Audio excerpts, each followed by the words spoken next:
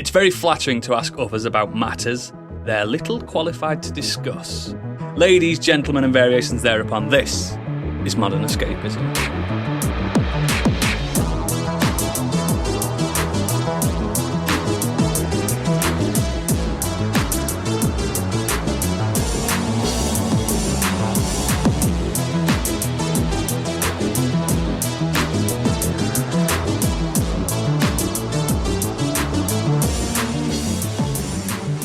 Hello and welcome to the show. As ever, my name is Oodles, and if I was a word, that word would be pestiferous. And joining me today, if he were a word, that word would be competitive. It's Stig. I don't know what you're talking about. If he were a word... You bastard. Look at him, doing it now. Competitive. If he were a word... He's doing it my now! word. That word was on purpose. I know it was. If he were a Yeah, word... but the problem is that when you say... This reminds me of year one when I was you. If he were a word, that word would be glabrous. I can't even say it. Glabrous. It's gadget. If you want to know what that means, it means fucking bald. Oh, fuck you. Fuck you so hard. And not in the way you like. Yeah, exactly. If he were a word, that word would be absent. It's Biggie, who isn't here tonight, because he's probably at Butlins or some shit. She is actually at Butlins. If she were a word, that word would be preoccupied. It's Candy, who again isn't here this evening because she's probably off ice skating or kissing boys. Who knows? So today, we have called upon the wisdom and charity of this next person to step up and run the main topic of the show. If he were a word, that word would be feck. It's DeadbeatpunK. You're not going to say my word, are you? No. You know what my word is. I thought we were going to get him. I thought he was going to say it. No, I'm not saying it. Welcome, mate. Thank you again for helping out. You're welcome. So, yes, listeners, it's the Boy Zone again. Welcome. We have absent members, but let's just press on and Stig sell this shit to everybody. Yeah, if you like what we do, we have a Patreon. If you head over to patreon.com/modernescapism, on there you'll find the 3 different tiers that we do. For £5 a month, the Modern Escapies tier, that gets you an extended edition of this episode every week, and at least one monthly special, as well as any other specials we do. If you are into D&D play podcasts, we have one called Do Dragons Dream of Scorched Sheep, and the £5 Scorched Sheep tier gets you ad-free early access of the episodes, as well as original artwork by Candy, battle maps and character sheets by Gadget, and any other thing we put together for the show, such as music and the like. And for £7.50, it's the Biggie bundle. It gets you everything. Everything. Subject to VAT. Bang, bang. And it pays for his Butlins trip. Is that where he actually is? Yeah, I think he was away at Butlins this week. Bastard. Anyway, let's just crack on with the Nexus, and I am dying to know what Stig's been up to this week. Well, last week I had done nothing, really. So I resorted to having to talk about WrestleMania, which I'm sure people loved. But this week I've actually done a fair few things. After the Mummy 4 pitch last week, I revisited The Mummy. So good. We watched The Mummy this week. It's the first time in a very long time since I've watched it. But my daughter is now at the right age where we can kind of watch it and it's not too scary or too violent for her. Mm-hmm. She was well into it. She really enjoyed it. She wants to watch The Mummy Returns. She keeps saying, watch The Mummy Returns. Let's watch The Mummy Returns tonight. Yeah, surprisingly, outside of the terrible CGI, because it's 1999, you can't really get away from that. It kind of still holds up as a really fun action adventure. And it's fun, like appropriately scary for like young kids.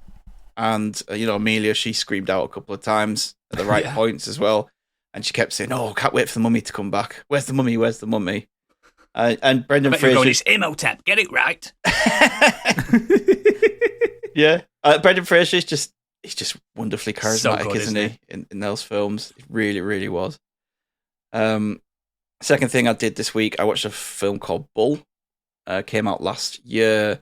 It's just hit on streaming service recently, and I kind of watched it based on some good word of mouth. It is a British revenge thriller.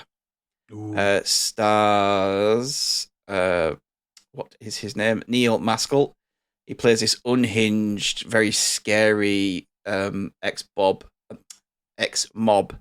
enforcer who got betrayed and kind of comes back 10 years later to seek his revenge on those who betrayed him. It's brutal, it's scummy, it's nasty, it's just proper Writing pure that one down. British. Yeah, Bull. I've just written it down as well. This film at times made me like audibly be like, oh fuck me, like with that some of the stuff kind of get audible reactions to it. It obviously a lot of people say no, it's kind of like Dead Man's Shoes. It is in a sense, but it's nowhere near as good. But it's still good. It's still enjoyable. Decent revenge thriller. Very low budget, but really, really good. I'm into it, mate. I'm into it. New season of Derry Girls started this week. Yeah, I watched that. I don't know what that is. I've heard a lot of people say about Derry Girls, but I'm not entirely sure what it is. I'm assuming it's Ireland. Yes, one of the best comedies in the last decade, in my opinion. It is absolutely hilarious. Better than Mrs. Brown's Boys. Oh well, it's tough. On par, tough to really. beat Mrs. Brown. Yeah. I refuse to Ireland's watch second. it until they call it Londonderry Girls. I just, no. It is really good though. It's about 16-year-old girls and one of the girls' cousins who's been sent over from England in the 90s. So not the best of times for a young British lad to be English lad to be over in Ireland. No. But yeah, it's so funny. It kind of obviously all centers around the problems that were happening over there in the 90s as well. But they just, the comedy from the girls is it's one of the best comedies, I think. You've just got this mix of great characters. Claire is absolutely neurotic. Michelle is like the really cheeky one. Ola's just simple and Erin, I'm not really sure how to describe Erin. She tries to keep things together, but in the most chaotic of ways. And Yeah, sounds about right. James is pretty simple as well. But it's just the surrounding cast is brilliant. The adults in there. Colm is just I laugh every time he's on screen. I don't know whether you'd call him what you call it on your podcast this week. Was it old lads, old boys? Old boys. Yeah, you maybe could describe Colm as that. You can kind of see him sat at a bar, just literally he just reels off stories. I have a feeling that he doesn't have a script, and he's just told to go there and tell a really mundane, boring story, and then from that carry it on into another mundane, boring story, and then carry that on, and that's what he does. But just the longer he goes, the funnier it gets. He's the Irish Grandpa Simpson. Oh, that's good. I Yeah, like he the just sound of that. tells mundane stories. The way they used him in this first episode of the third series was It's fucking brilliant. hilarious. I was creased laughing. Yeah, and an amazing cameo in this first episode. Like, I don't really know how they pulled that one off, but a really great cameo. I won't spoil that, but yeah, it's the sister Michael is just hilarious as the she's the principal of the school, Yeah, a head teacher or whatever you'd call it, but head yeah, nun. head nun, yeah, pretty much. She just doesn't give a fuck. It's so funny. But it's hilarious. It's definitely worth checking out. Watching the first two series on channel 4OD, and the new series has just started, so we're kind of watching that as that Writing comes that out. down too. You'll enjoy Doodles, and Yes. because it's British, it's like 6 episodes a season, so you'll rattle through it in an afternoon. Yeah, I'm more likely We to like- watch it as well because it's not like, oh my god, Star are we allowed to say it's British? Punk? No, but it's Irish. No. UK. Well, if you were going to say one thing, I was going to say the other, because you know how it works by now. Yeah. Yeah, I say it's Irish, and you're like, is it fuck? Does the North mean nothing to you, Stig? But the main thing this week is I went to see the Northman yesterday. Oh, it's fucking good. It's really, really good. I had such a great time watching this. If anyone was ever worried that Eggers might stray away from his style after being given a big budget, like, fear not, because Oh, that's so good to Oh, It fully leans into craziness of Viking rituals, Norse folklore and mythology. It is not a standard, normal historical thriller like you would get in. This isn't kind of Braveheart style, but with Vikings. Do you know what I mean? Where everything's real. yeah. Yeah, there's drug-induced madness, It's which based is on Hamlet, isn't it? pretty much, yeah. It's the story Hamlet's based on, apparently. Yeah, that's it. Yeah. Yeah. Visions of Valkyries, loads of other things in there as well. It's just brought in pure Eggers style. It's very much to how the Lighthouse gave us this kind of like weird out of body experiences with the characters. You get that with the character. Why'd you spill your characters beans, in this? boy? Yeah, pretty much. Visuals and sounds are stunning. Absolutely, like in proper invading your senses kind of things. Dialogue's great, and his commitment to try and keep it period accuracy is really appreciated. If you watch stuff like Vikings and The Last Kingdom, everyone's a sexy Viking. I mean, Skarsgård is a sexy Viking in this. He's ripped to shit and massive shoulders and whatnot. But you know, everyone's got a like, stylish undercut. He's not got a stylish undercut, no, and like the perfect primed beard and the perfect tattoos and things like Great that. teeth. It's like, yeah, he's just like he's proper, more realistic haircuts, dirty as you would be back in those days. You know, trudging through the mud and just he looks like he smells. You know what I mean? I'd sniff him still. Yeah, but I just want to reiterate, I feel a lot of people are probably going to see the trailer and think that this is some kind of fairly run-of-the-mill Viking film, you know, like Vikings, The Last Kingdom. I know Vikings at times did lean into the mythology and weirdness every now and again with visions and things like that, but it kind of tried to stay as realistic, didn't it? And realism for the most part. This doesn't. This really, really doesn't. So don't be expecting things like that. Like, if you have watched The Lighthouse, if you've watched The Witch, you'll know like what you're going in, you know, you're getting in for. So just be aware of that. Yeah. I know there was, as well on this, apparently there was some studio interference. I haven't read too much into it, but I don't think that it's messed his vision up too much. It hasn't left me sat there wondering, like it didn't leave me sitting there going, well, that's not him. That's him. That's not him. That's not him. He's still being able to tell his story, and it really still shines through. Is it a long film? 2 hours, 20 minutes. So studio interference is probably forced them to cut out. It's probably some stuff. 3 hours. Yeah. Well, the studio interference comes from test audiences not understanding the Norse mythology and him having to like tone it down a little bit. So just idiots, basically. That's the point of the film. Yes. Yeah, exactly. Isn't it always funny how when test audiences don't get something, it makes for a worse film in a way? Like, yeah, you hear about the things that get cut. I'm sick of Norse mythology sneaking into my fucking Viking films. Yeah, exactly. I'd rather do without it. Apparently, one of the comments had Fucking said Norse propaganda. You have to have like a degree in Norse mythology to understand it. It's like, no, you fucking don't. I don't. I understand it read perfectly Beowulf well. once. Yeah. That's kind of what you're getting with this, a Beowulf kind of style. Yeah. Fantasy. There's that famous thing with the test audience where the test audience didn't like that the Titanic sunk at the end of Titanic. It's like a famous fuck things up every time. It's not a great bit, to be fair. Yeah, that's the only bit you want to watch the film for. Yeah. I've talked about this before in the pod, but the test audiences who fucked up the ending of The Golden Compass, Yeah. the Northern Lights adaptation, because they didn't understand the ending. I was like, Not read the book. To understand. It's in the film. They're telling you about what that is in the film. And they were like, did she die? Was that heaven? I was Ugh. when that film ended, I was like, where's the ending? Yeah. Anyway, back to the good film. The really good film. The cast are brilliant. Nicole Kidman is brilliant in this. I've heard people say that this is better than she recently just got nominated for being the Ricardos. Yeah. Playing Lucille Ball. And I've not seen that. To me, that might be a bit of a Hollywood like darling being played on screen. It's a shoe-in, mate. Yeah, so that's likely to get nominated. But this, she's really, really good. And Skarsgård, is stellar, like proper enthralling throughout. Can you imagine being 6'5" and that handsome? Yeah, he's excellent in this.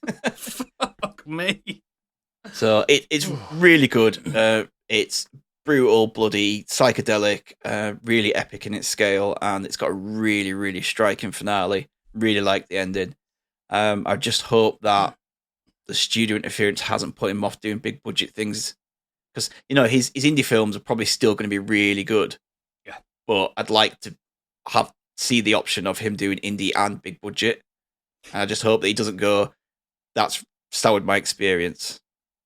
But well, that regardless is the of that, fear when I can't wait somebody branches out, they're going to get lost in new ground. Yeah. And obviously he found his feet right away. Yeah. Apart from this negative test audience.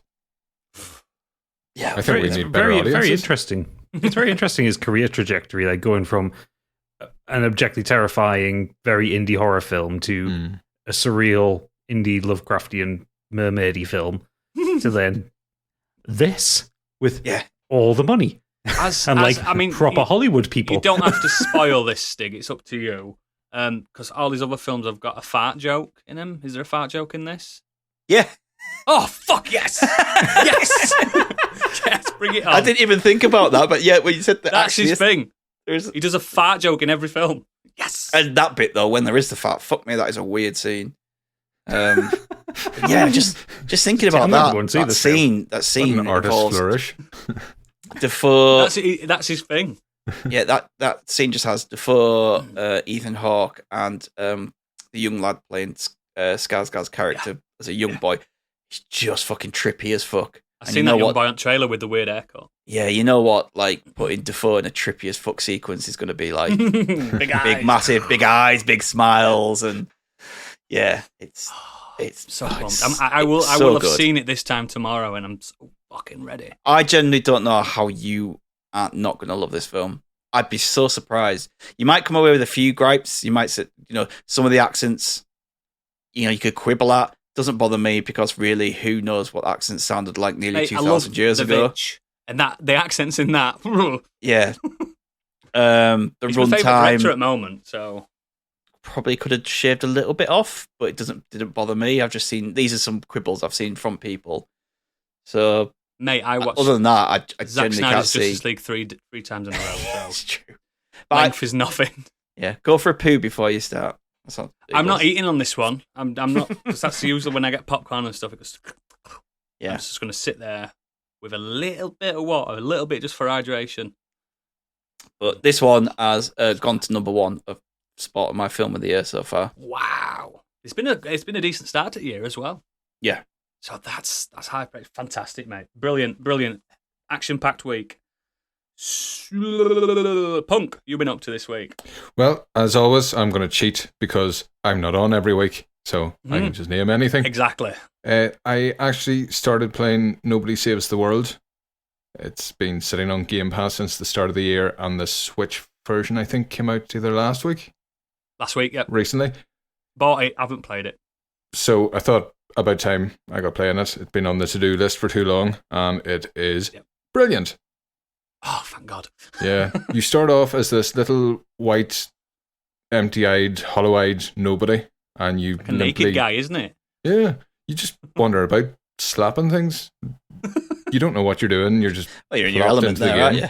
That's what he does on a weekend. I hate hedges. So, yeah, you walk about, you talk to a few villagers. Eventually, you end up in prison, where most of us belong. Yeah. But unlike most of us, when he's in prison, he has a magic wand. And with this magic wand, he turns into a rat. There's a tunnel at the back of the prison, and this helps him escape. Nice. Now, the rat's not the only form. You unlock, I think, a knight and an archer, or like your first kind of forms.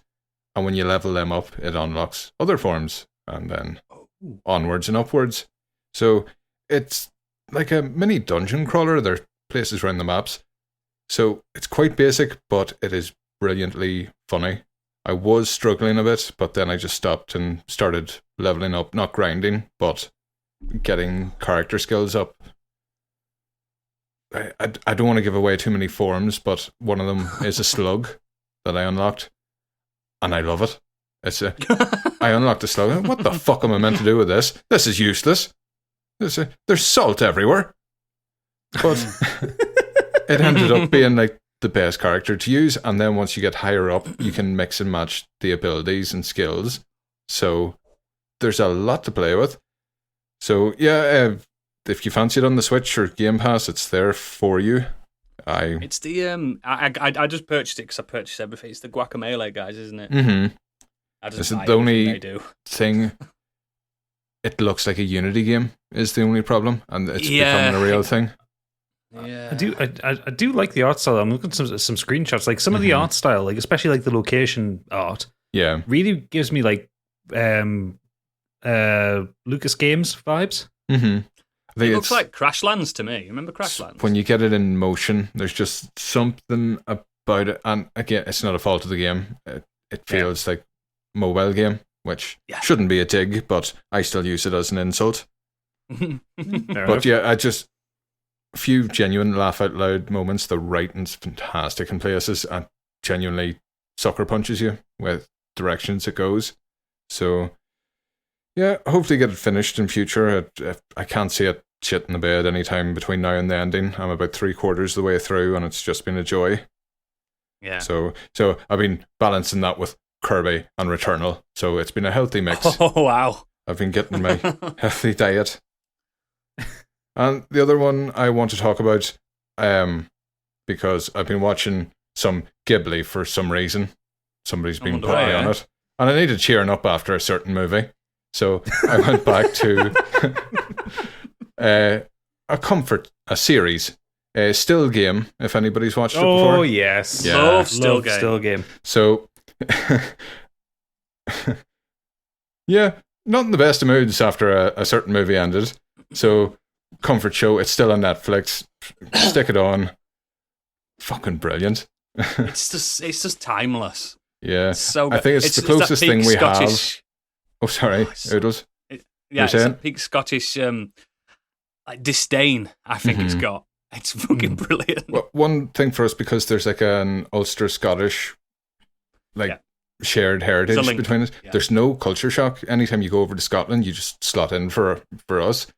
So I think the sense of humour is definitely shared.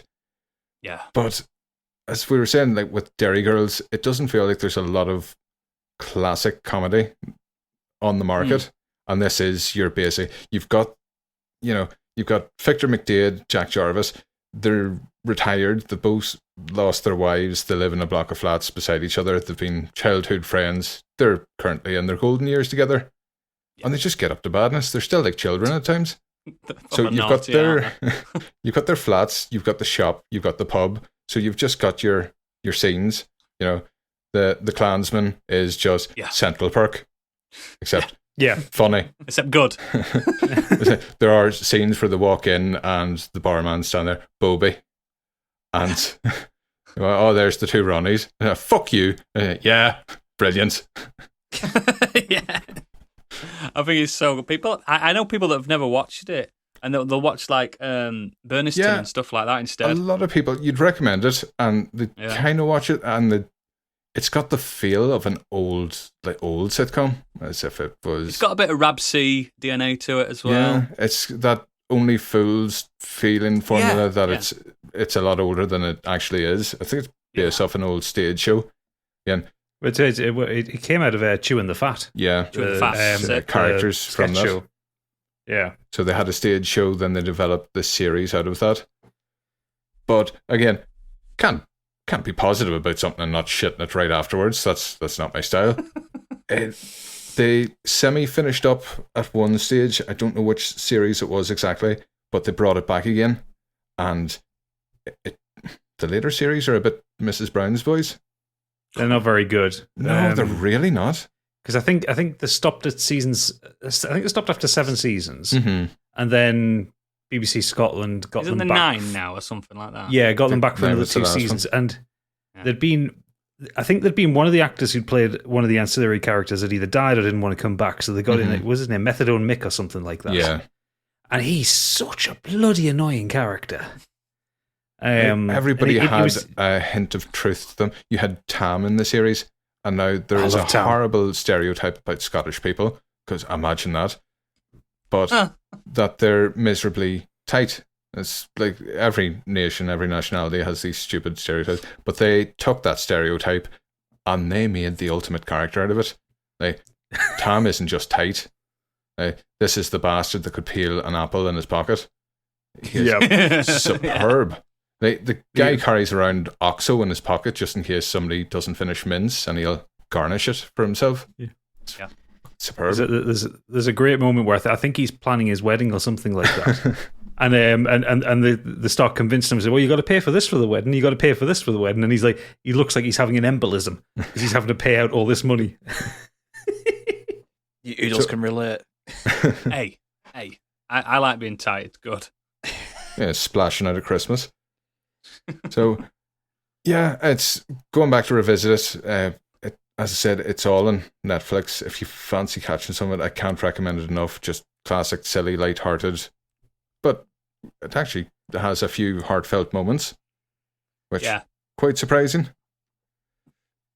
I just wanted to mention the guy that runs the shop.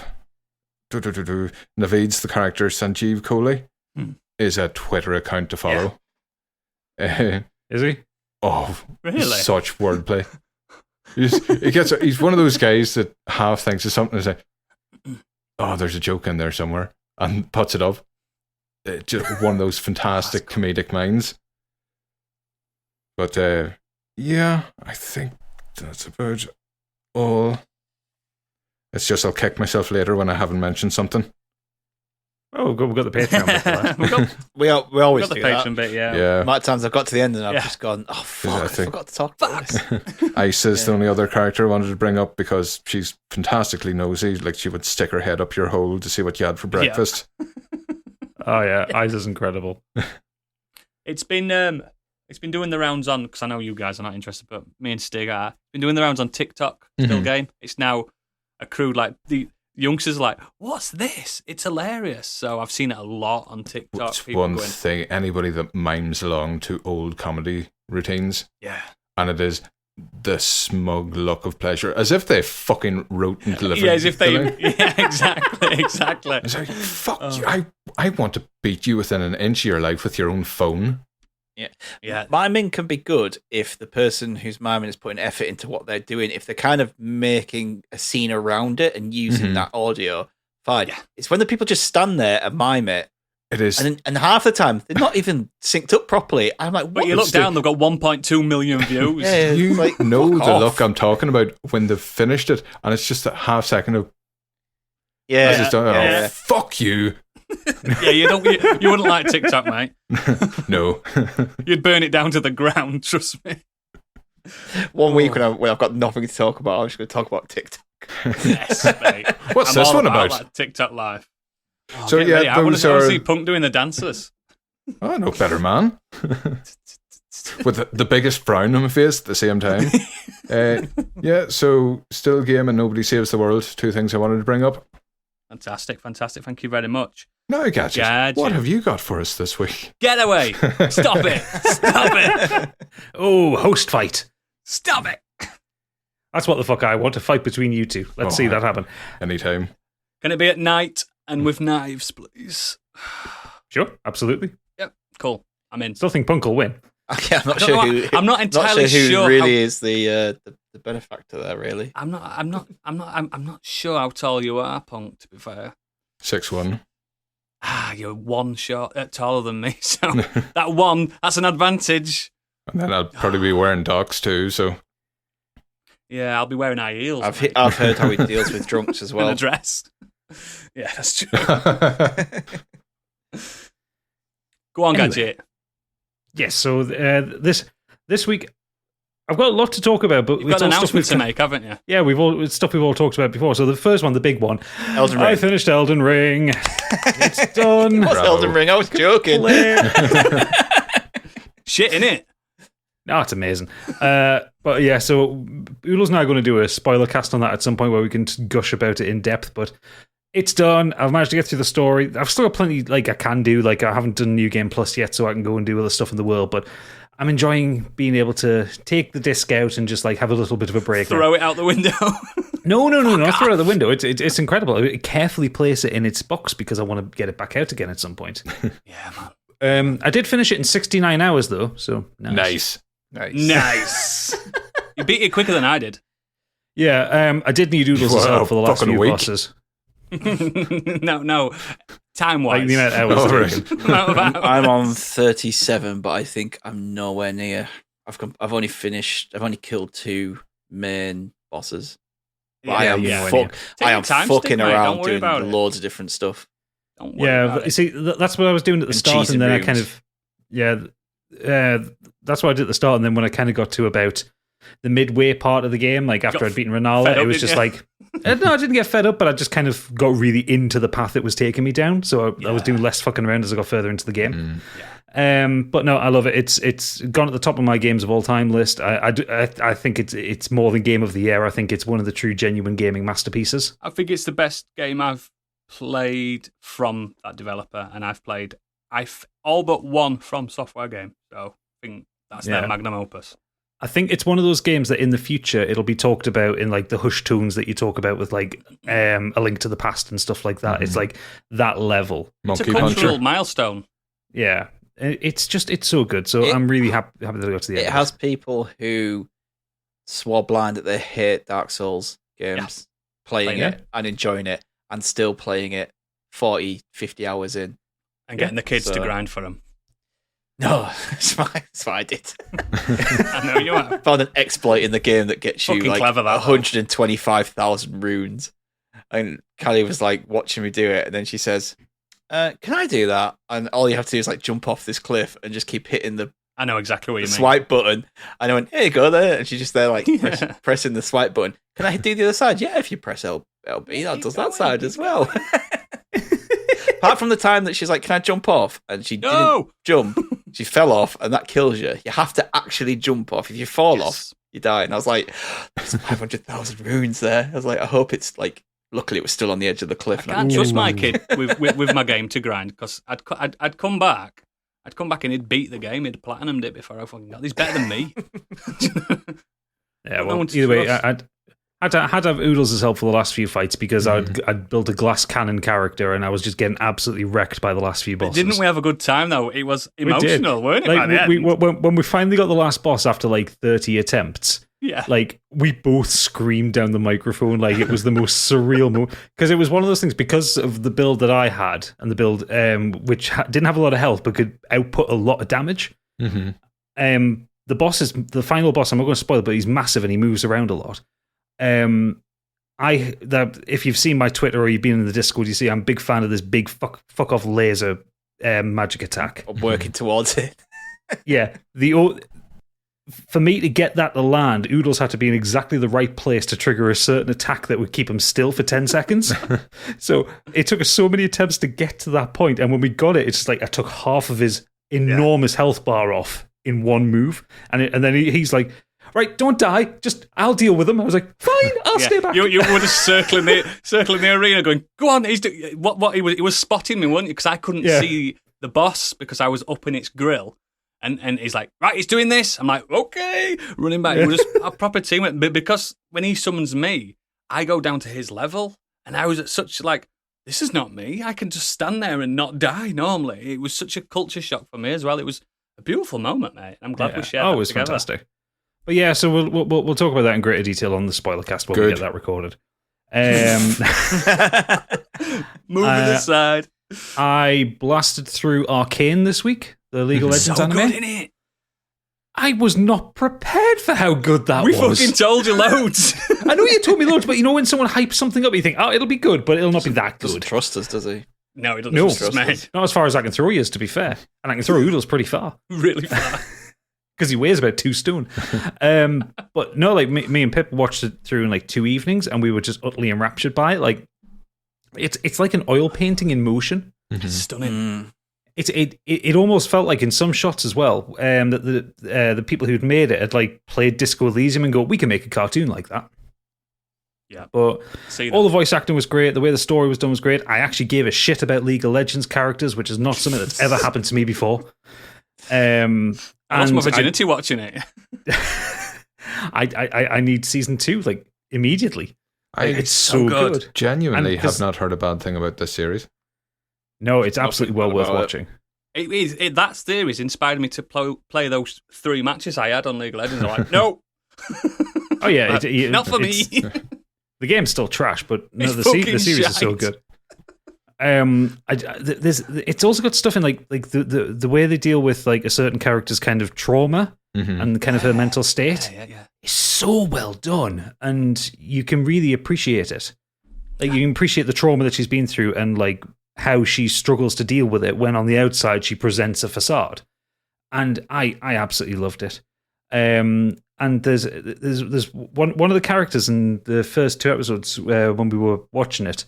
Pip just immediately shouted, "That's Oodles!" I know exactly what you mean. Yeah, the skinny lad with the hair pulled back. Yeah.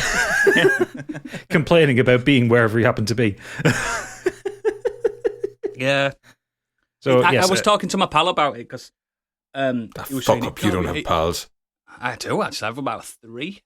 And he was saying it can't be better than Castlevania on Netflix. I went, I think it might be. I think it is. Castlevania I like Castlevania. The first series wasn't as good as like series 2 and stuff like that. So like Castlevania is excellent and one of the better animes that Netflix have made. But I enjoyed watching Castlevania. Yeah, isn't it mad? There were points of Arcane where I actually had to remember to breathe.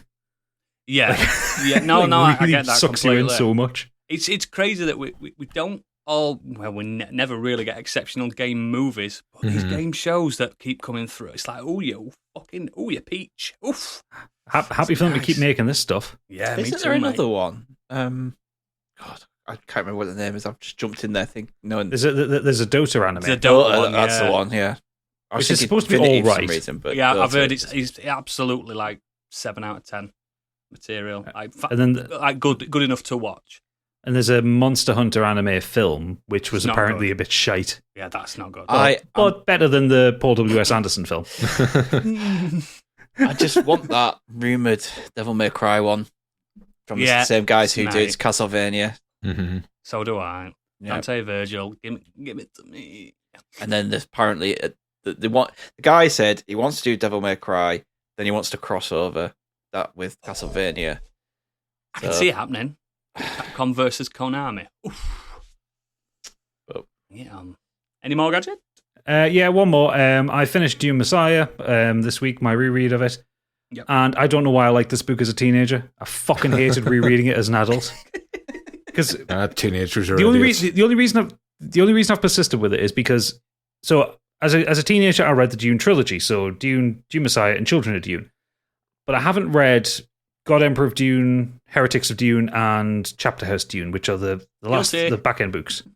I haven't read those 3, and I kind of wanted to, with the hype around the film last year, is to get them all read, and like finally read those 3 that I haven't read.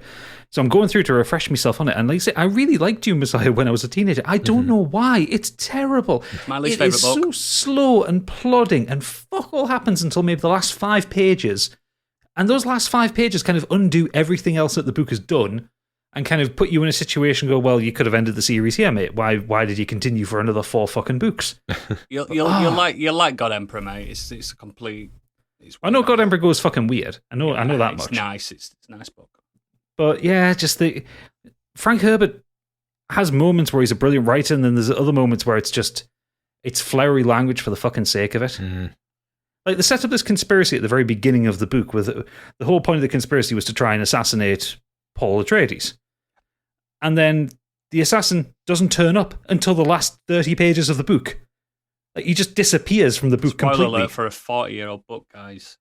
I'm not saying what he does, but he basically just doesn't turn up until the end of the book. And when he turns up, weird, they just isn't it? have a conversation. Yeah, it's just like, so weird.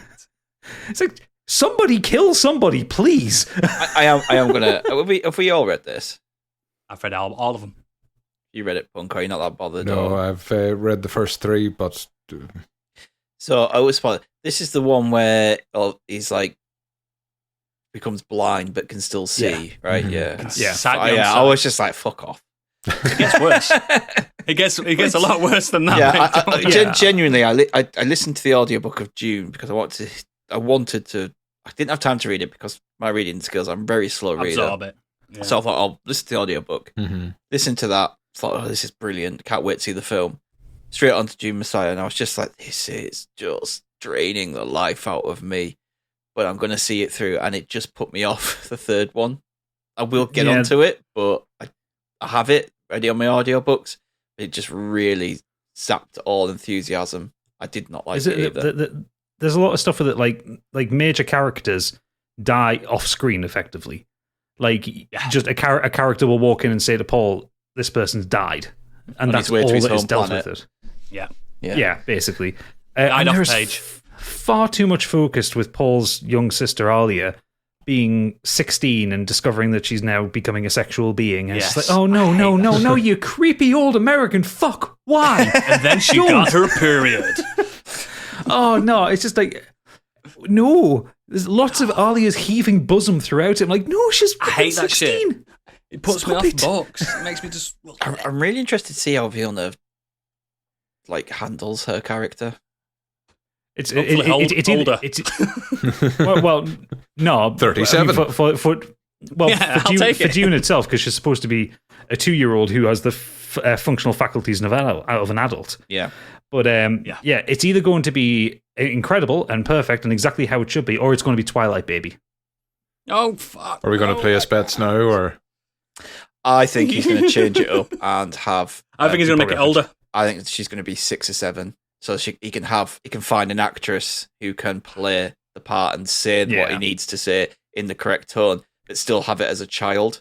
I think he's just going to find a really child. If he's really clever, he can make the jump cut longer than the book. Yeah. Mm-hmm. Yes, exactly. That's what I mean. I'd rather have. I think the story's not going to be. I think she's going to be around 6, 7, 8 years old, somewhere around there. I agree, rather than a 2-year-old.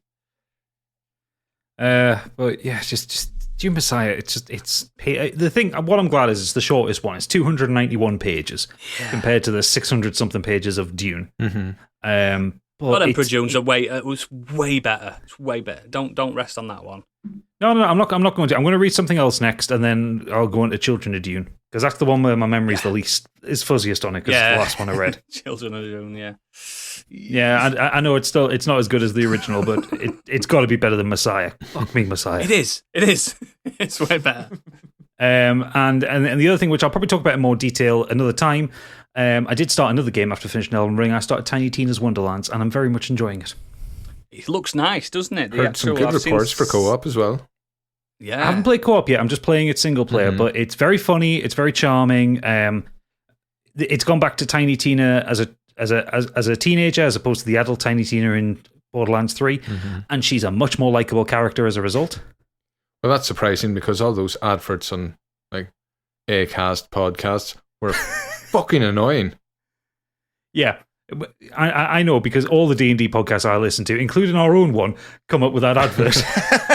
Tiny Tina's Wonderland! It's another reason to go Patreon, just to avoid that. Yeah. Well, it's also the fact that it is a D&D themed game, so when you're in the middle of a D&D podcast and you got Tiny Tina popping up, go, and the dragon killed everyone! It's just that's how I sound. My gadgets just changed suddenly. But yeah, it's a really fun game. It plays exactly like Borderlands. Like they haven't changed any of the mechanics to it. It's got some cute ideas, like, second wind is now death save, stuff like that. Loot boxes are now D20s that just float in the air and you get a little loot out of them. It's really fun, and it's just full of puns. So like the current quest I'm doing at the minute is called Thy Bard with a Vengeance. Which I wonder if its pun ratio's on par with Dragon Quest. Higher. It has to be higher. It can't be. I don't know. Dragon Quest 8 was one night stand. Everything's pun. Everything. And Will Arnett is having the best time playing the baddie. I love Will Arnett. He's not a baddie in real life, is he, that guy? Not yet. No. I'm allowed to love him, aren't I? Yeah, you let them. One of my favourite voice lines he comes up with is a moment you're destroying some catapults that are assaulting a city, and he just pops up. His voice line pops up and goes, "Do you know how many goblin hours it takes to build one of those catapults? I'm creating jobs here." That's the level of humour, and it works really well. So it's worth, but it's not perfect. It's janky as fuck in some places. And if I'm playing on PS5, you don't need the PS5 version. It's not got next gen graphics. It's definitely got last gen graphics. Some of the character models are rough, but save yourself some money. Exactly, but it's a lot of fun. Cool, excellent. Right, mine's a bit quicker than you guys. First thing, I've I fell into another YouTube rabbit hole, guys. Oh no. Oh, it's not sexy, this one. Have you ever heard of... It's not spot popping, is it? No, have you ever heard of Camping with Steve? No, I see. Is that a euphemism? No, it's literally... It sounds like a euphemism. It Yeah, it sounds really like does. a friend of Dorothy kind of thing. A man put called that on Steve YouTube? Camping. So Steve Wallace, some of his Kitchen videos attempt. have got to like 1.5 million views. It's stealth camping. Do you know what stealth camping is? No, also sounds like a euphemism. So stealth camping is something. Basically, he's a Canadian guy, and he goes and camps in places like, for instance, he camps behind a Home Depot, which I'm led to believe is like a B&Q. He camps in the centre of a roundabout. Do you know the island on a roundabout? In all the bushes, and he camps behind a bus shelter and stuff. And it's all about camping. It's kind of a public service, like if you were kind of homeless, or just you want to get away, but you don't want to go too far into the wilderness. Like you can camp out in urban environments without being disturbed, and it's just fucking fascinating. So, it like the one where he camps in a roundabout, I'm like, this is fucked up, because what if a car just fucking collides into the roundabout? Bear in mind, he was saying, he's in Canada, he goes, we've only just got roundabouts in Canada, so I don't know if people know how to utilise them, and you should see all the people driving round the roundabouts. They can't do it. Like rolling in the curb and stuff. Griswold, just going round and round and round and round. yeah. I worked with Exactly. someone who did drive through a roundabout. She literally just drove straight through the middle of a roundabout one morning. Yeah. Absolutely So nuts. what he does, he does all this stealth camping with one backpack. So he's not homeless or anything. He's got a fucking GoPro on him and 1.5 million views per video. He's not homeless. He'll park up in a 24-hour car park close by. He'll do it at dusk. So if someone sees him going into... He puts an high-vis vest on wherever he goes, so people think he works. Apparently, his tactic is, if you hold a bin liner and high-vis, no one's going to disturb you wherever you are in the world. Which I kind of believe that. Or he's just a litter picker or something like that. You can imagine that'd be fine. If you drove past somebody like that, you'd be like, okay. Yeah, I've seen TikToks and YouTube videos of people just putting on high vises and walking around and getting into places that they shouldn't do because people just think, oh, they've got a hard hat on and some gear. Yeah, high vises are powerful. They just ignore them and think that they're meant to be there. He calls it his invisibility cloak. So he just walks around. So he's obviously it's a roundabout in Canada because that's how he keeps saying it. I like saying it how he says it. Our two Canadian listeners are going to be furious with you. I'm sure there will be. And he's like, right, so he's walking around pretending to pick up litter. He's actually, even though he's pretending to pick up litter, he's picking up litter. So I'm like, oh, he's actually doing a public service. And then as soon as there's no cars, he jumps in, climbs in, gets his backpack out. He's got a hammock, he's got a little stove, he's got food, and he just sleeps there until morning. And that's what I'm addicted to. It's really good. It's a lot better than what I'm describing, trust me. It's just dead interesting. It's called Steve Wallace, Camping with Steve. But the main thing I've done this week, brace yourselves. Guys, I'm a PC gamer now. What? Welcome to the master race, brother. I've been playing Steam Final hentai. Fantasy VI. Oh. Final Fantasy VI, so a game 30 years old. I've been playing. I am a PC gamer. I've been playing the Pixel Remaster. I'm sure you've seen some of my images on Twitter and noticed in the Discord when it pops up. I didn't realise it pops up saying It does. that you're on Steam. I'm like, oh no, they're going to find out. When you've deliberately connected your Steam to your Discord, it doesn't I happen did by it accident. fucking So years sneaky. ago, mate. I did it years ago, like proper ages ago when I was in the very old Discord. And this game's absolutely incredible. I know the original game's absolutely incredible. Now, I think it's probably only Punk that's played that game A lot. in this group. A lot, yeah. Now, I had the old Steam version of it, and I tried playing for half how an hour. good is it? Well, bear in mind again, at the time it was about a 25-year-old game, and my up-to-date at the time PC did not like running it. Really? Slow frame rates on a SNES game, fuck's sake. A phone game, wasn't it? It was apart from the Yeah, it phone was game. Part Yeah, of it was the part phone of the phone games. game. Now It this- basically ran like a bag of spanners on a proper PC. And like SNES 9X is free. Yeah, just get that. This one is a part of the Game Boy Advance game with the updated dialogue and translation, which in my opinion is the best translation. Fixes quite a bit of cheese too, which I'm sure you're not happy about. I know, mate. I know. Actually, have to play it now. Yeah, I can't do some skips and stuff like that. I can't X zone the fuck out of all the bosses. But it's just so crisp. They call it the Pixel Remaster, and I get it. It's pixel for pixel perfection. Mm-hmm. Do you know, like you play games like of its ilk, like Chrono Trigger and stuff like that. This is borderline better looking than that. I think Chrono Trigger's got a really strong art style in comparison. Yeah. But it's like the blend of Dragon Quest and Final Fantasy. Yeah, together. it just it's perfect, isn't it? But this, what Final Fantasy VI does for the genre, I think it changed the genre, and people always think of Final Fantasy VII as the thing that changed the genre, but 6 gave it like pathos and stuff like that. Mm-hmm. You care about these little fuckers, and you start off, which was massive back then. You start off as a girl. What? A female, oh my god, main character, and then it turns out there is no main character in this game. It's got the best cat. There's no like arbitrary job system. It's a bit like nearly every character's kind of like an open book for you to delve into, but they all have the specific abilities that makes them viable in combat. Like Stig, you won't like it. It's turn based. It's old school as fuck. There's grinding, got to do it. Because there was always that problem with old RPGs. You'd get, 6, 8 characters, but you'd only ever use 3 or 4. Exactly. This splits up the cast and has different chapters. It's so well done. And then 7 came out and just farted in everyone's face and they loved it. Yeah, and people forgot about 6. I was like, come on, 6 is better. I still think 6 is a better game. 7 definitely punished that habit that people that would have of like only leveling up like a handful of characters. Mm-hmm. Because I remember the first time I finished Final Fantasy VII getting to that last Sephiroth fight. And you got split up. Yeah, you go, all of a sudden you need 6 people to do this fight. I'm like, they're all really low level. Oh shit! I don't play as Yuffie. I don't know how to do it. He's like, I don't play as Yuffie or Sid. You should play as Sid. You should always play as Sid. Always. Never. But yeah, with this game, obviously the game's perfection anyway, but the actual port and the remaster of it has got some of the best quality of life add-ons to it that I just didn't expect. Like in the UI where you can just completely like switch gear and pop it on someone else without fucking about, because the old UI was so old. Mm-hmm.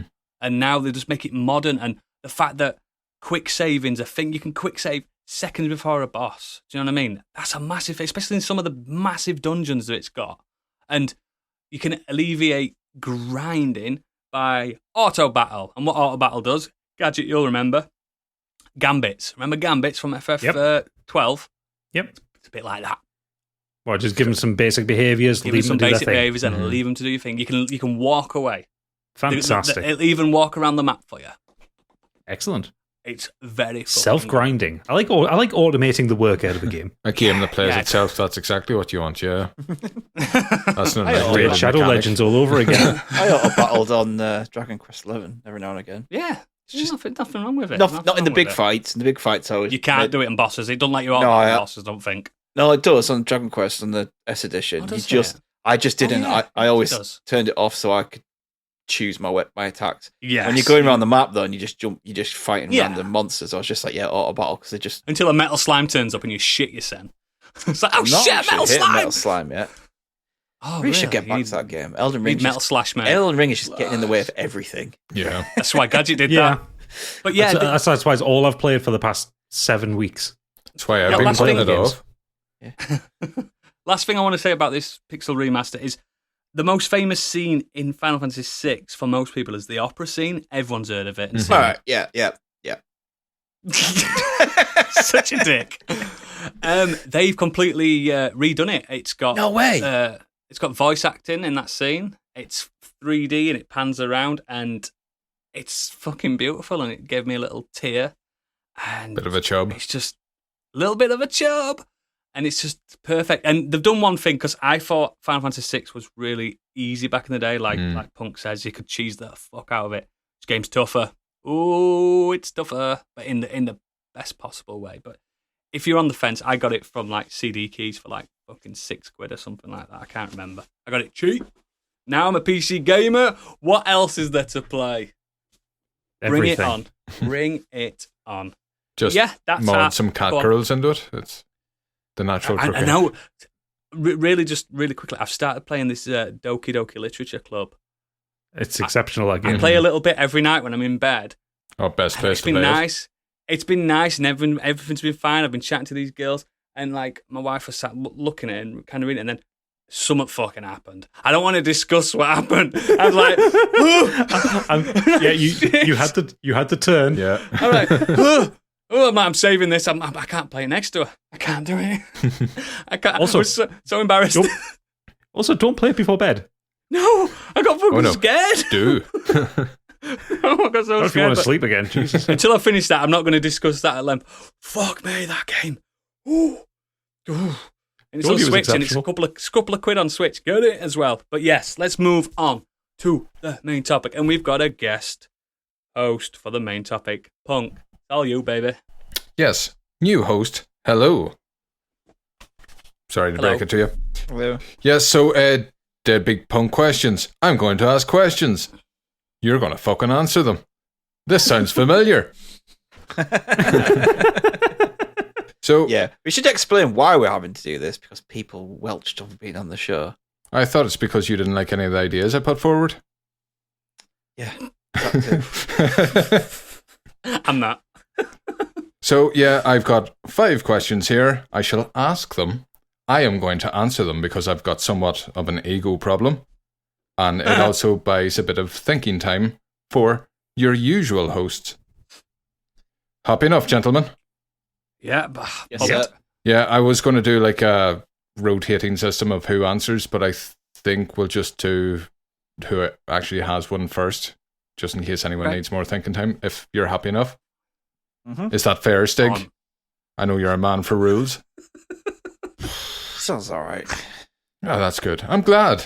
Well, thinking caps on, gentlemen. I want to know what your most prized possession was as a child, and what happened to it. Happy enough with that? Do you want me to repeat it? No, I like that. No, I like it. Stig? Yeah, I'm just trying to figure out what it was. Grand. Yes. So, I will prattle on while these handsome gentlemen think to themselves. I had the Ecto 1 car from Ghostbusters. Not only the fucking car, I had the full cast. Venkman, Ray, Winston, Egon. I even had a Slimer. I think he sat on the roof. Wow. I fucking love this thing. I still try to work out why kids love Ghostbusters so much at that stage, because it was not a movie for kids. But no, but the cartoon was. It's a film for smoking adults and remember ghost the blowjobs. movies. I don't think I've seen that much of the cartoon. See, I remember because I had a lot of the Ghostbusters toys when I was a kid, but I remember it was because I watched the cartoon. I didn't real actually see the real Ghostbusters. I didn't see the films until I was like 15 or something like that. Oh, so I watched them way too young. I was the other way around, yeah. Yeah, same. I didn't watch the cartoon when it was coming on. I knew it existed, but I'd watched the films, and I remember watching Ghostbusters 1 and 2, and then my older brother saying, "Look, there's a cartoon. Watch it." I went, "Egon doesn't look like that. I'm not watching." So, yeah, he was blonde. He was not blonde my in the cartoon. Egon. Because it was even the same after The Mask came out, and then there was an animated series. Yeah. The movie wasn't for kids. But I will get back to the Ecto 1, because one fateful day, I was playing with it in the back of the car, and some gobshite spawn of one of my dad's friends grabbed the mini effigy of Dan Aykroyd and threw it out the sunroof. What? Yeah. What the fuck? Yeah. Now, we were going down the motorway at the time, and knowing my old boy's driving habits, we were at least going 100 miles an hour. So, Yeah, so it's gone. Dan Aykroyd was gone. He was obliterated. So, I was upset. I was a sad little punk. So, Ray were good as well. I loved Ray. I grabbed my Ecto 1 and smashed it into this kid's face. And don't know what Blood happened to shows him. up on white really well. Yeah. So I still remember this. If you're listening, cunt. And if I find you again, I'm going to fuck you out of a sunroof at 100 miles an hour down the motorway. So, Yes. gentlemen, has anybody got an answer for me? Yeah. Oodles, Yeah, I have. we'll have you first. I don't know if you count it as possession, but it was an outfit. Mm-hmm. I possessed it, I Well, suppose. if it's something you loved as a child, it's Yeah, mate, I was can obsessed be with anything. it. Remember Thunderbirds? I do. I had the uniform.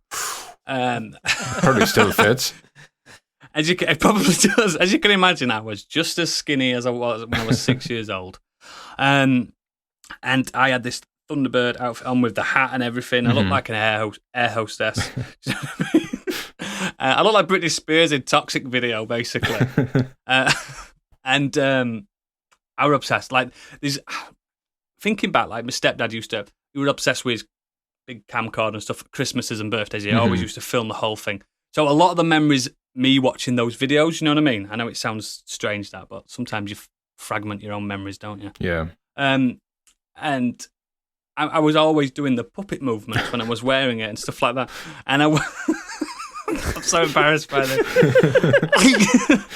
And we were walking to what we used to call non-food Asda back then. I'm sure it's been rebranded to Asda Living nowadays, but back then it was Asda where you couldn't get food from, so we called it non-food Asda. Catchy. Where I live.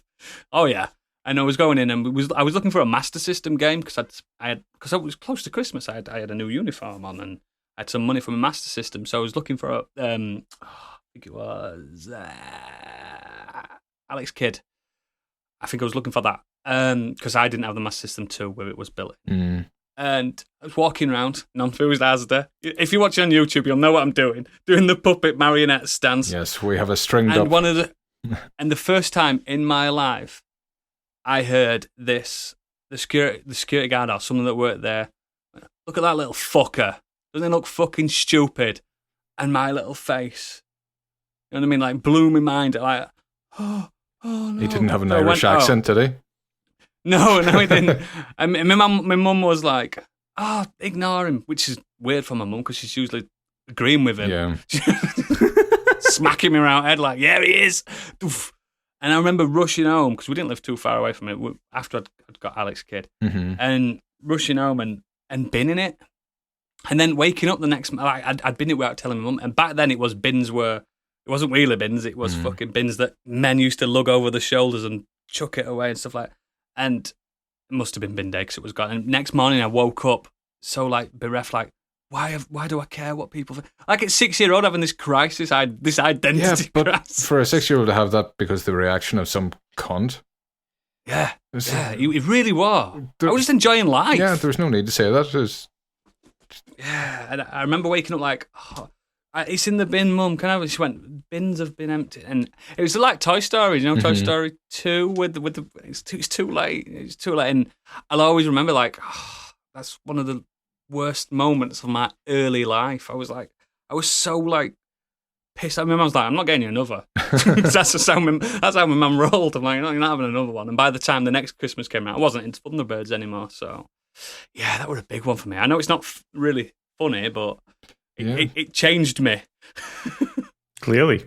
Yeah. People like an adult size one, please. People are cunts. Call back. You need to be adult size first.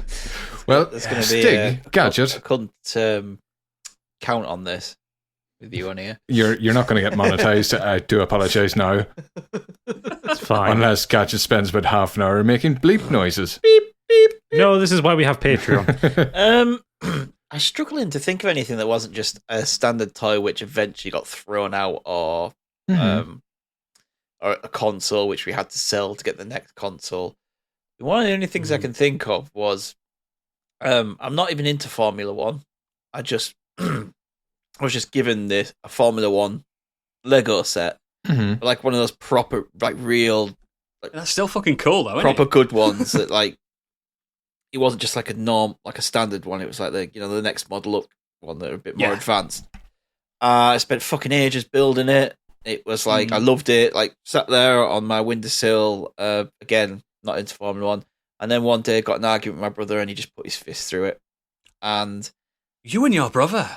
That was it. it was gone because I collected the pieces. I didn't have the instructions anymore. Yeah. Couldn't figure out how the fuck it went back together. And it was Did you just become normal Lego then? Yeah, just had to take it apart. And it was just like, there goes my Formula One car I'd spent fucking ages building because he decided he'd get in a rage and slam his fist on it. I'm hoping very you got actually revenge I for hadn't this. heard that in years. To be fair to him, even though he'd done it, he was like ridiculously apologetic, like immediately.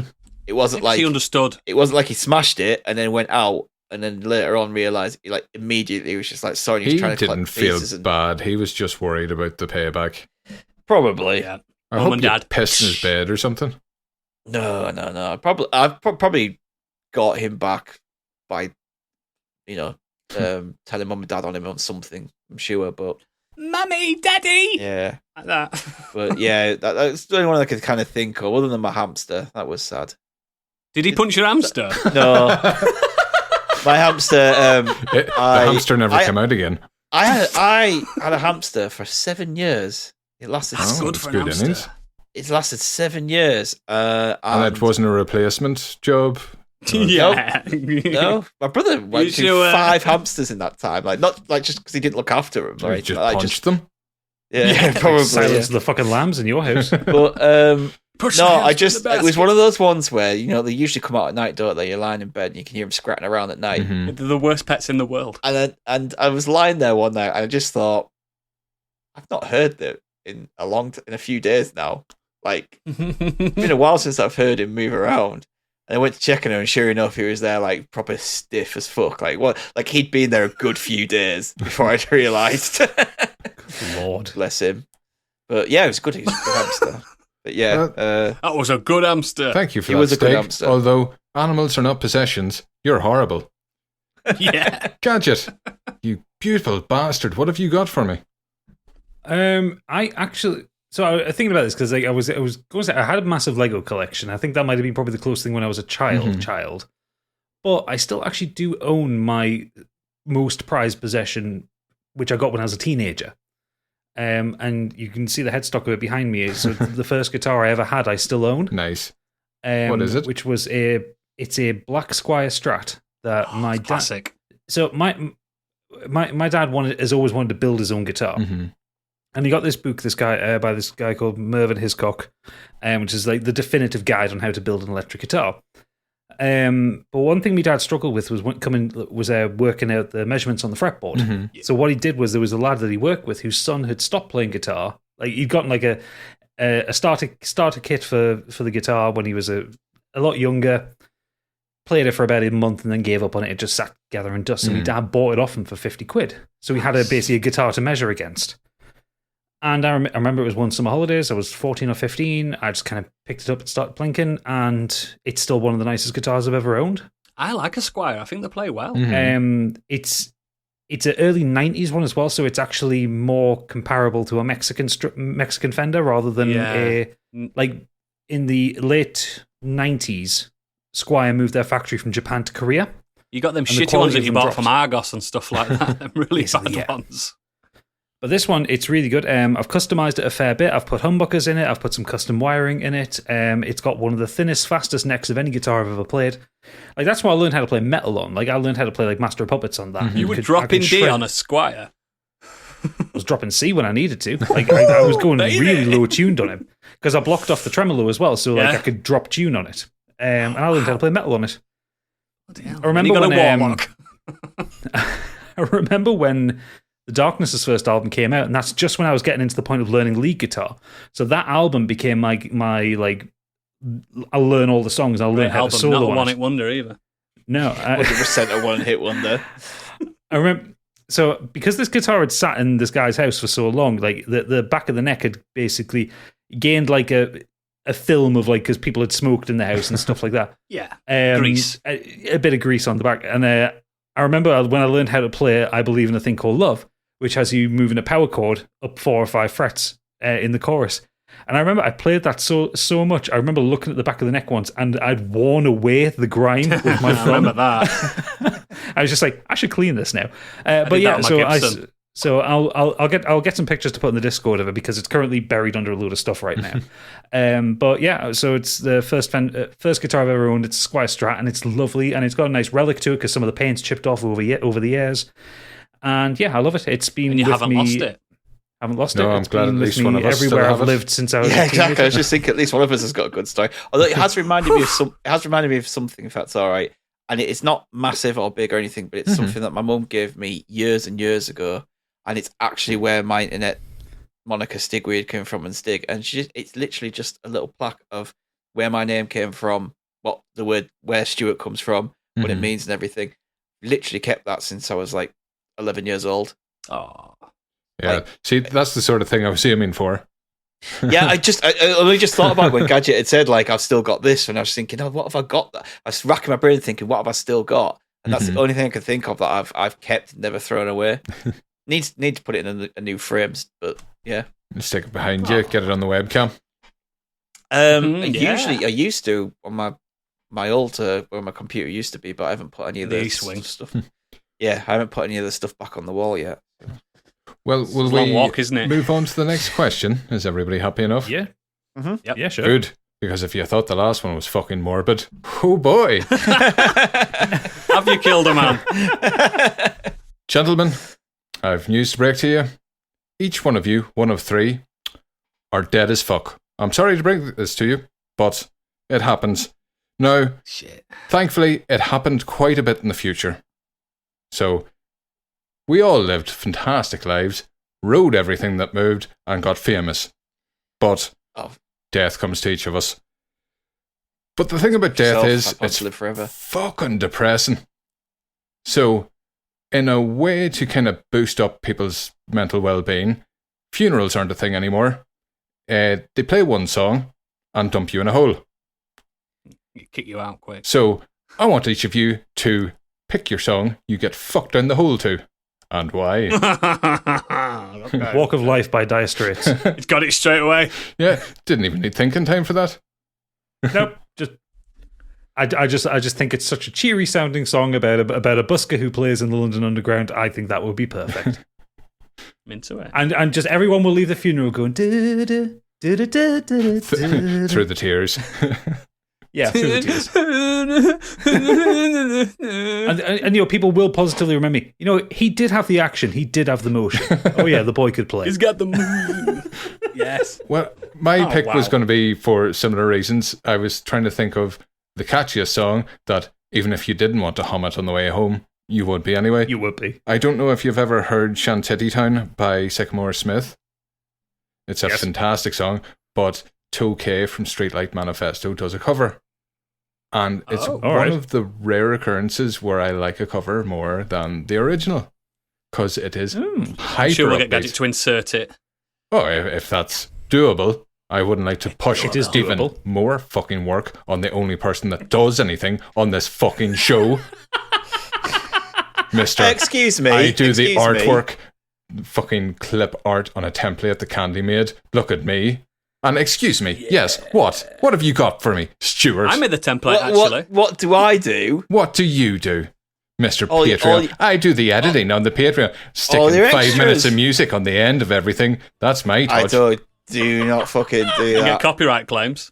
I don't do that. I cut up more costs than Gadget does. Tell you that. And it's not me either. Let's It's not go, me. Gadget. Come on. It's not me either. It's his own coughs. I know, I'm only joking. Who the fuck invited this cunt on? Madam Rosie and her crack crew run a house of ill repute that's getting rave reviews. Rosie never closes, though it ought to be a sin. She's a very busy gal, but she can't squeeze you into Shantytown. Shanty-town. Boom, boom, boom, de boom, boom, de boom, boom, boom, boom, boom, de boom, boom, de boom, boom, Shantytown.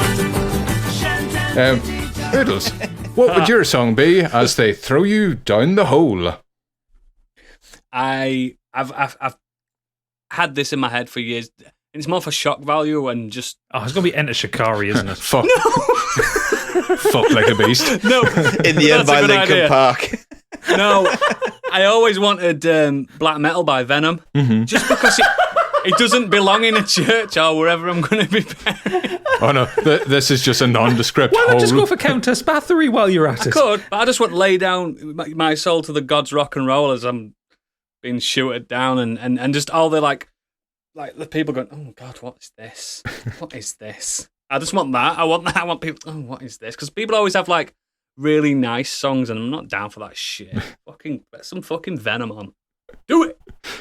And Stig, what would you want in the last 5 minutes of your life? Well, the first 5 minutes of his death. Avril Lavigne, Skater Boy. I will see you later, boy.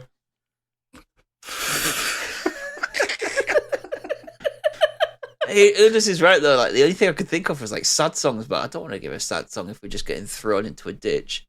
It's a whole. Everyone does anyway. You haven't got a choice. Wow, I'm gonna get burnt. Stick me to I a don't think stake it's called and burn. burning. It's gone into the burning chamber. And it burns, burns, burns. The Stig of Fire. Yes. Stig's now on fire. Do you know what? I know this is gonna sound so fucking trite and Yeah, probably. yeah. I'm gonna go with You'll Never Walk Alone because I just really want to annoy people who aren't Liverpool fans one last time. I'm not coming to your funeral. One last time, Deliberately you make have sure to there's sing an Everton fan and hear, invited. Yeah, you have to hear what You'll Never Walk Alone, and you can't get angry about it because it's my death. Do you know what? Sad. I've been to 3 funerals with that song. So Oh, the again, other one I Stig thought with the about originality. was I don't care about originality. I'm fucking dead. What do I give a shit He's a about? Liverpool fan. What does he care? Yeah. I did think about Blaze of Glory by Bon Jovi. Just about being shot down in a blaze of glory. Yeah, no, that's better than You'll Never Walk Alone. Not that as a song. I mean, it's just better at a funeral because I've never heard that at a funeral yet, and I've been to quite a few, which is worrying. Yeah. My auntie, who passed away recently, she had Come On Eileen as her song. It was just Please tell me your name were Eileen. Please. no. She just like was one of her favourite songs that she liked to like sing and dance to It's a banger. like, at weddings and things. So It's a banger. it was just different to have this upbeat, Yeah. like kind of happy upbeat song playing at the end of the funeral. Yeah, Right. I'm more into that than something a bit like Angels by Robbie Williams. I've heard that so much. Oh God, that's one of that. When my ex-wife's great grandmother died, the funeral, the song that her grandmother picked, because the two of them had like a fractious back and forth relationship kind of thing. And the great grandmother really liked the Bee Gees. Staying alive. So please. no, because they'd had an argument not long before Mona had died. So they picked "You Win Again." I remember at the time, like I was having to clasp my hand over my face to wouldn't not be able giggle. to. I And would like just my be ex-wife's laughing. like elbowing me in the shoulder, going, "Stop it, stop it, stop it!" And I'm just like, I can't. This Oh, is far fucking too funny. funeral laughs. There is not a force alive will stop that. Because I was trying to there think was of one- the worst song you could play at a funeral, and what is that? The Rock the Boat song? Right, the boat Just to thing, get right? everybody out of the aisles and sitting up the middle of the church. I was at my Love Train. Time warp. Love Train, yeah. Get people do the time warp at the funeral. There you go. I'm going to change mine to time warp. Yeah, that's a good idea. Yeah, I was at my cousin's funeral last year, and it's a proper COVID funeral, you know, where everyone's masked up and in and out like McDonald's. And I was talking to Matt because I went with my mum, believe it or not. And I was like, "What did he do as a job?" And she went, "Oh, you were a JCB driver." And I went, "Oh, imagine if his funeral song's JCB song." And it happened. I was like, "Ooh." I was like that. My mum's going, "Fucking shut up! Stop laughing!" Fucking going, I say, once you get a tickle of a laugh at a funeral, you are fucked. Fuck. People tell me all the time, "Stop smiling at the wake." I'm like, I'm pissed. It's gonna happen. Well, has anybody got another pick, or will I move on to the next question? Move along. I wasn't looking for permission, you cunt. I don't like that word. I know. I He's love going it. to keep saying it until you say it, then he'll stop. That's normally how It it means goes. different in your country, though. It means something. It's a term of endearment where you I am live. part of the UK, you scoundrel. Can we clip that, please? Can we clip that? For tax Proud reasons, member as well. I am part of the UK. The next question, I want to know, what is the piece of media, it can be TV show, movie, music, book, whatever, you would recommend to everyone, but nobody ever takes you up on the offer? They ignore your recommendation. Do you want me to go over that? Are you happy enough? Yeah, you go first. Okie doke. The one I always recommend, and I love this fucking show. I've definitely talked to Gadget about it before, is The Venture Brothers. Oh, yes. This is a show, and I feel it speaks to me. It has offbeat humor. You don't know the references sometimes. You know what they're hinting at. You have to go and fucking Wikipedia it later. I say, wow, that was a brilliant joke, and I'm a thick bastard for not getting that. But if you haven't watched it, Venture Brothers started off as like a pastiche of Johnny Quest. So you had the scientist and his family traveling the world with their bodyguards, except this doctor wasn't world-renowned or famous. He was the son of a doctor that was world-renowned and famous, and a bit of a fuck-up. His kids grew up on like this estate that used to be a fucking world-famous compound, but now is empty. So they haven't talked to any humans basically their entire life. So they are socially awkward, just not qualified for real life. And then you've got the bodyguard, who is brilliant, who is the most highly skilled part of a secret government that solves every problem that comes his way with murder and hyper-violence and the kind of shit Tarantino wishes he could dream up. And to round it all off, you've got Helper, the Helper robot. And the robot has the most heart out of all of them. He's the loveliest character. I think it's a great fucking show, man. So Again, good. I love it. I have recommended it to so many people. It's fucking filthy, that bastard. And I've given him the DVDs and everything, and he just doesn't click. He's missing out so much. There's a lot of the Adult Swim stuff that's like that. Like I've recommended people like Metalocalypse, which is one of my favorite cartoons of all time.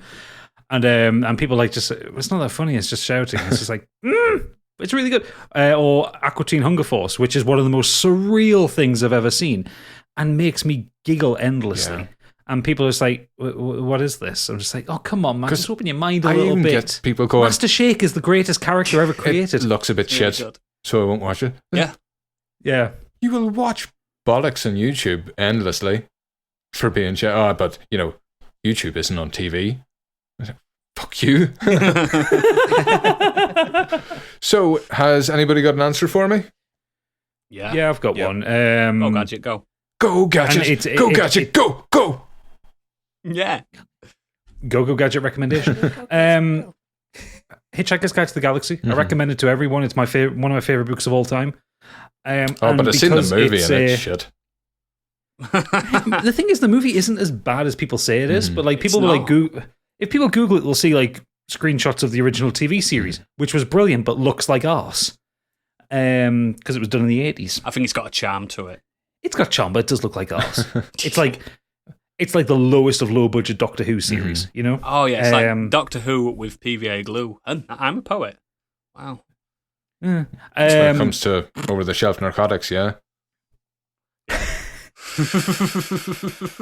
I think the thing is, it's like Douglas Adams had such a wonderful writing style, but it's slightly impenetrable for the first 2 chapters or so because you've got to get into his headspace to appreciate. And the jokes come faster than they come in like Family Guy, you know?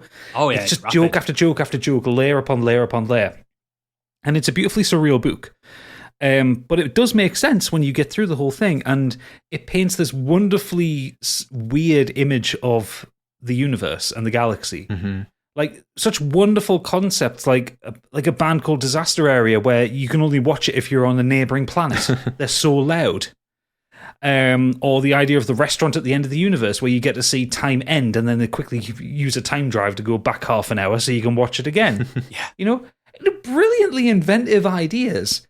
And like some of the jokes haven't aged. Like, you know, the joke about Arthur Dent's best friend being called Ford Prefect because he's an alien who came to Earth and the first thing he saw was a Ford Prefect. He went, hello! They haven't existed in this country for decades, so no one's going to get that joke. But yeah, it is one of the most brilliant science fiction novels of all time. But if you recommend it to people now, they'll go, like they'll go, oh, okay, I'll read it at some point. It's just like they never do. It's got so many different audiobook versions as well, and some of them are fantastic. Some of the radio shows for that are fantastic. Yeah. The original radio play is, the is BBC definitive. one. Yeah, it's transcendental. So good. I'll go next if you want. If you don't mind. Yeah, it's a show that probably I don't think I've talked about on this, but Mystery Science Theater 3000 is probably my favourite show of all time, mainly because it came at the right time for me, and it was a bonding experience. If you don't know what it is, it's about people watching films.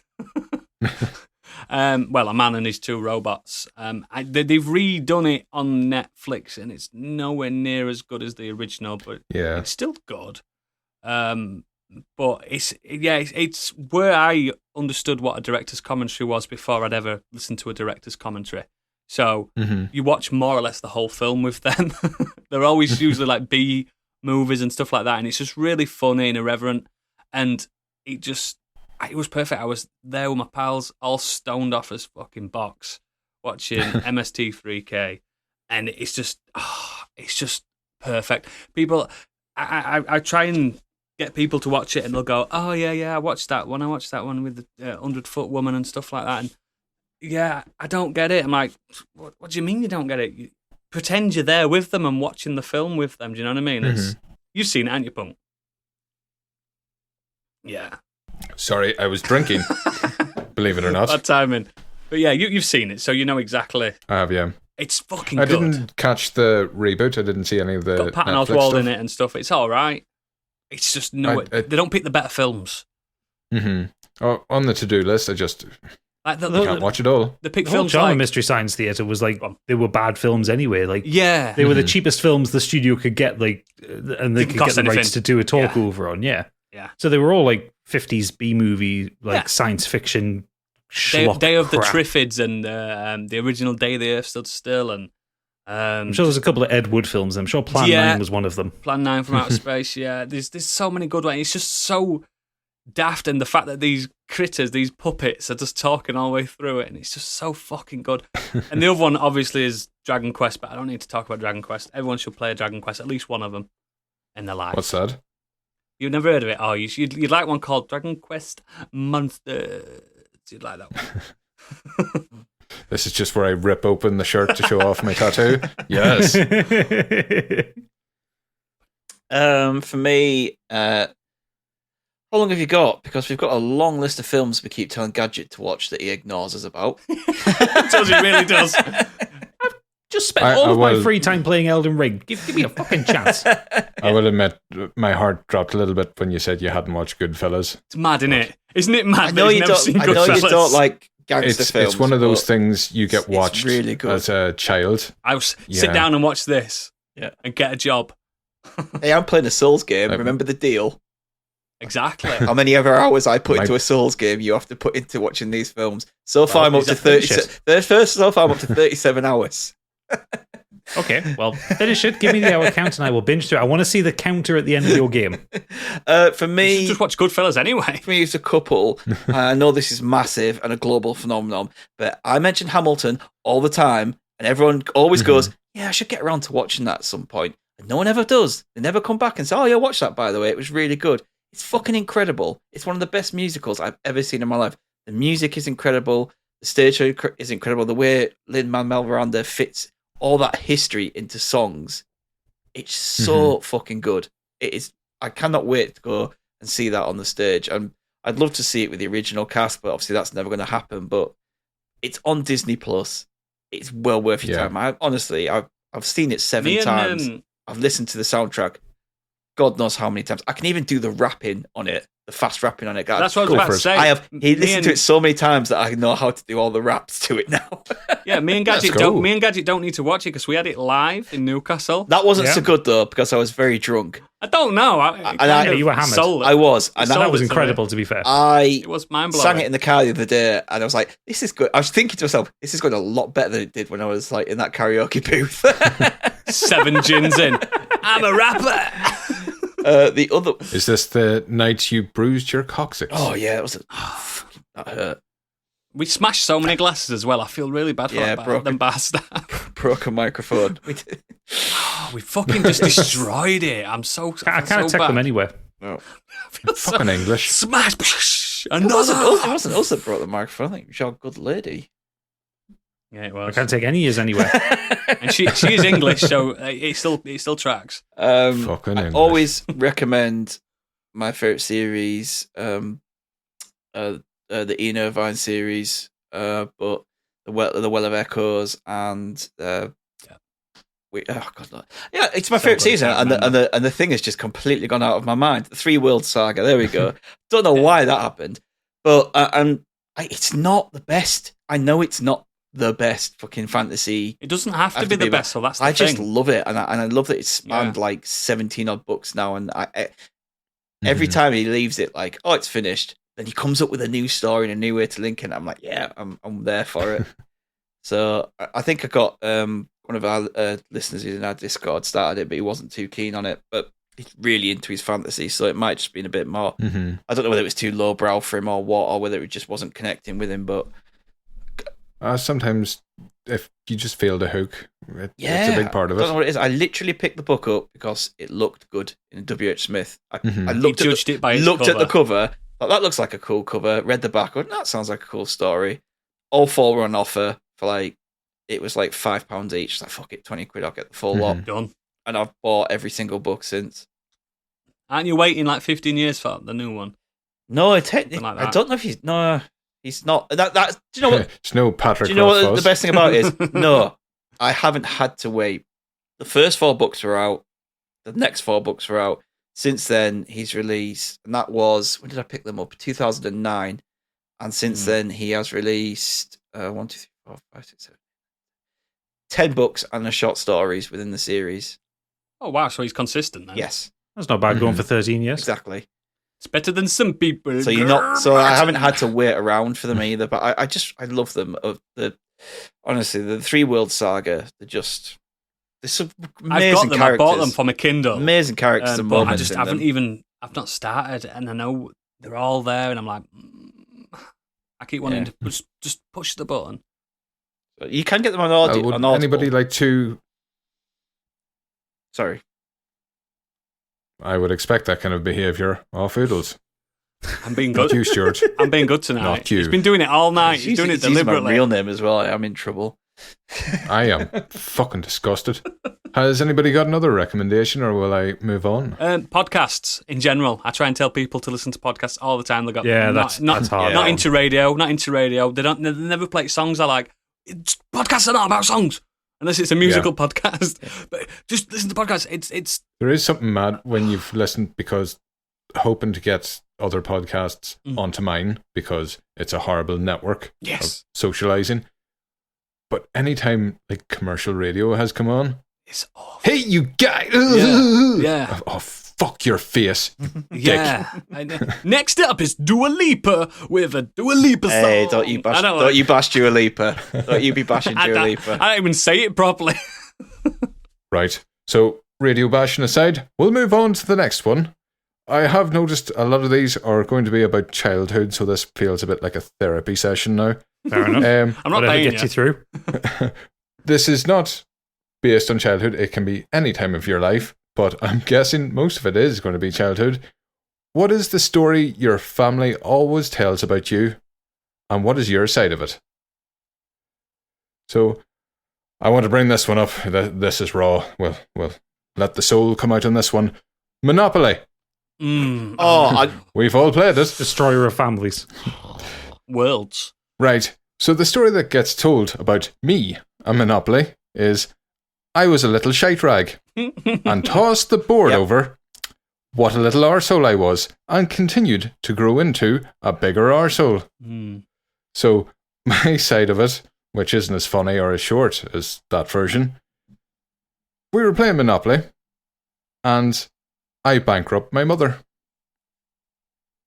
Business and family don't mix. No.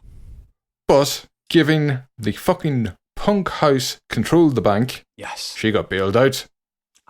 So, the game continued, and like this was a cracking game. I owned like an L and a bit of the board and had all the train stations. If you've got an L, you're down. You're in, aren't you? I was on fucking fire. So after Dear Mommy Punk was bankrupt, I bankrupt the brother, the L boy. Both got bailed out. Not happening. Or if they landed on each other's property, they wouldn't charge each other, but they'd charge me. Yeah, so this went on, and through a bit of trading, eventually, after a lot of bailouts and a lot of bullshittery, that, you know, you're not a political show, but we could draw comparisons elsewhere. I know what you're saying. Yeah. It got to me. I had run out of money. I got fucked over. No bailouts for you. It's like you're predicting prick. the future. So, I lost. I had bankrupt everybody at least twice. Nope, that's you. You're out of the game. So, whenever you find yourself in a system full of bailouts, illegal property dealing, backhanders, I wasn't having it. So, fuck the system.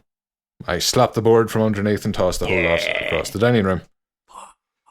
Fuck the system. Fuck the police. Yes.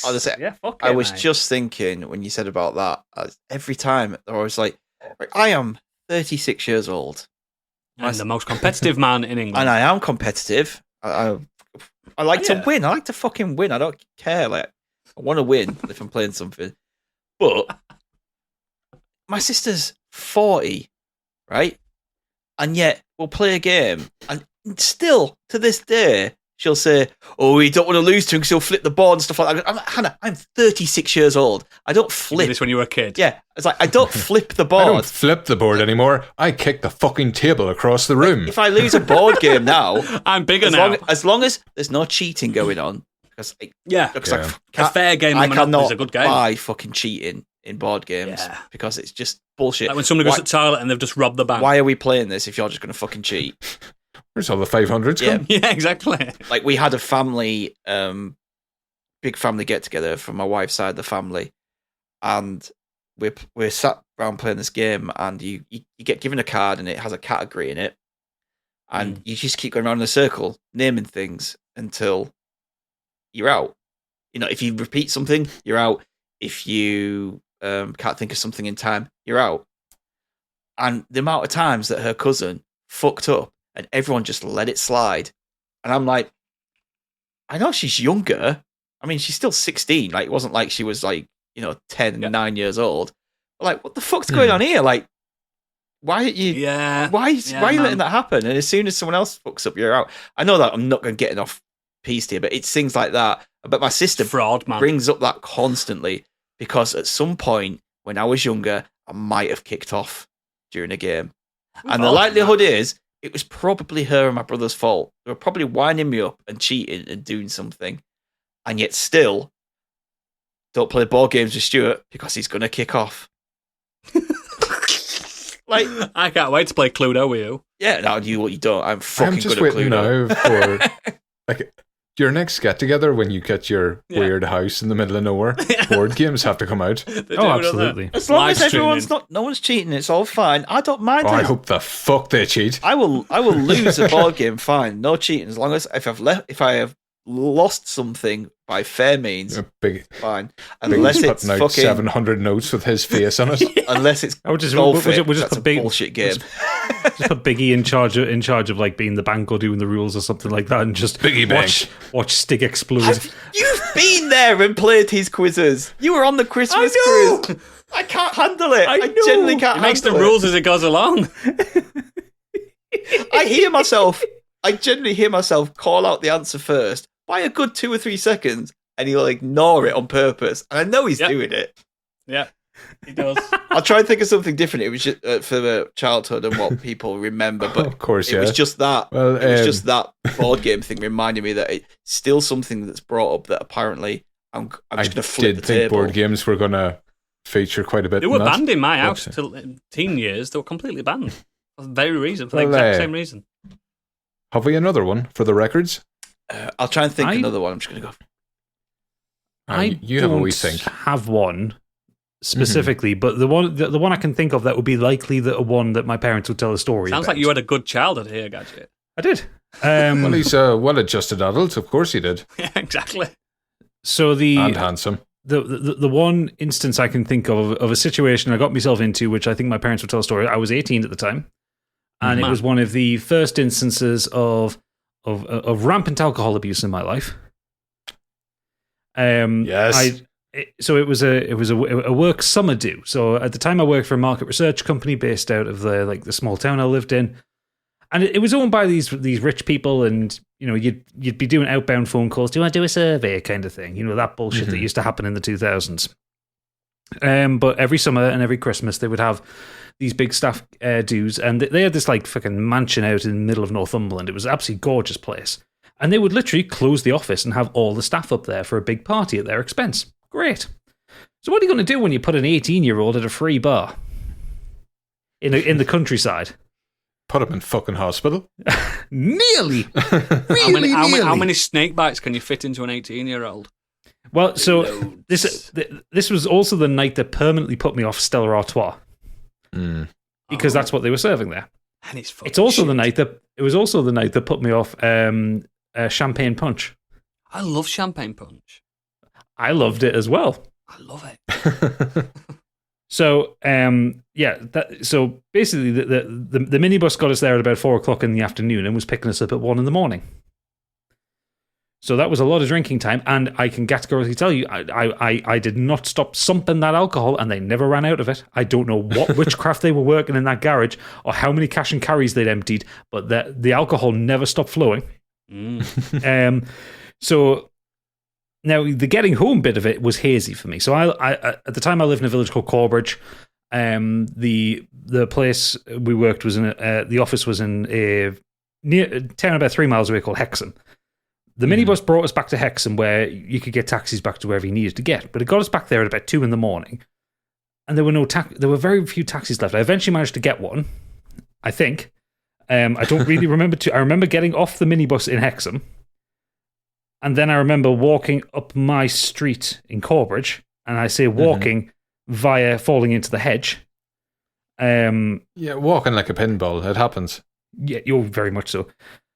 I remember my dad opening the front door really pissed off.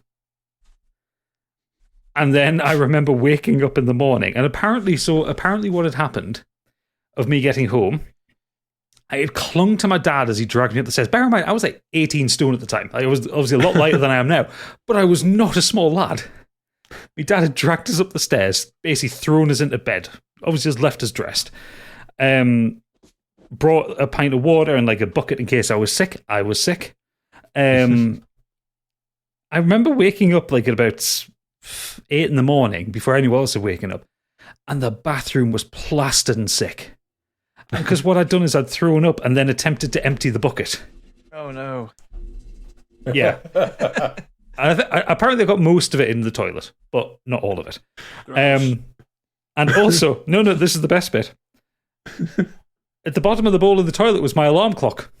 Because what as I rolled over in bed to throw up, I'd just pushed everything off my bedside cabinet into the bucket as I was being sick. Yeah, I've had similar evenings. Yeah, and then obviously throwing it all down the thing and just went back to bed and not bothered cleaning anything up.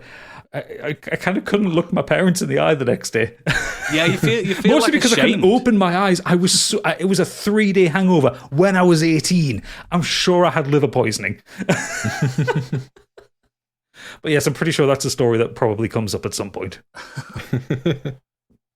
And I can't really give my side of the story because I don't fucking remember anything. Just piecing together what I was told. You've just seen all the clues and put it all together. Yeah.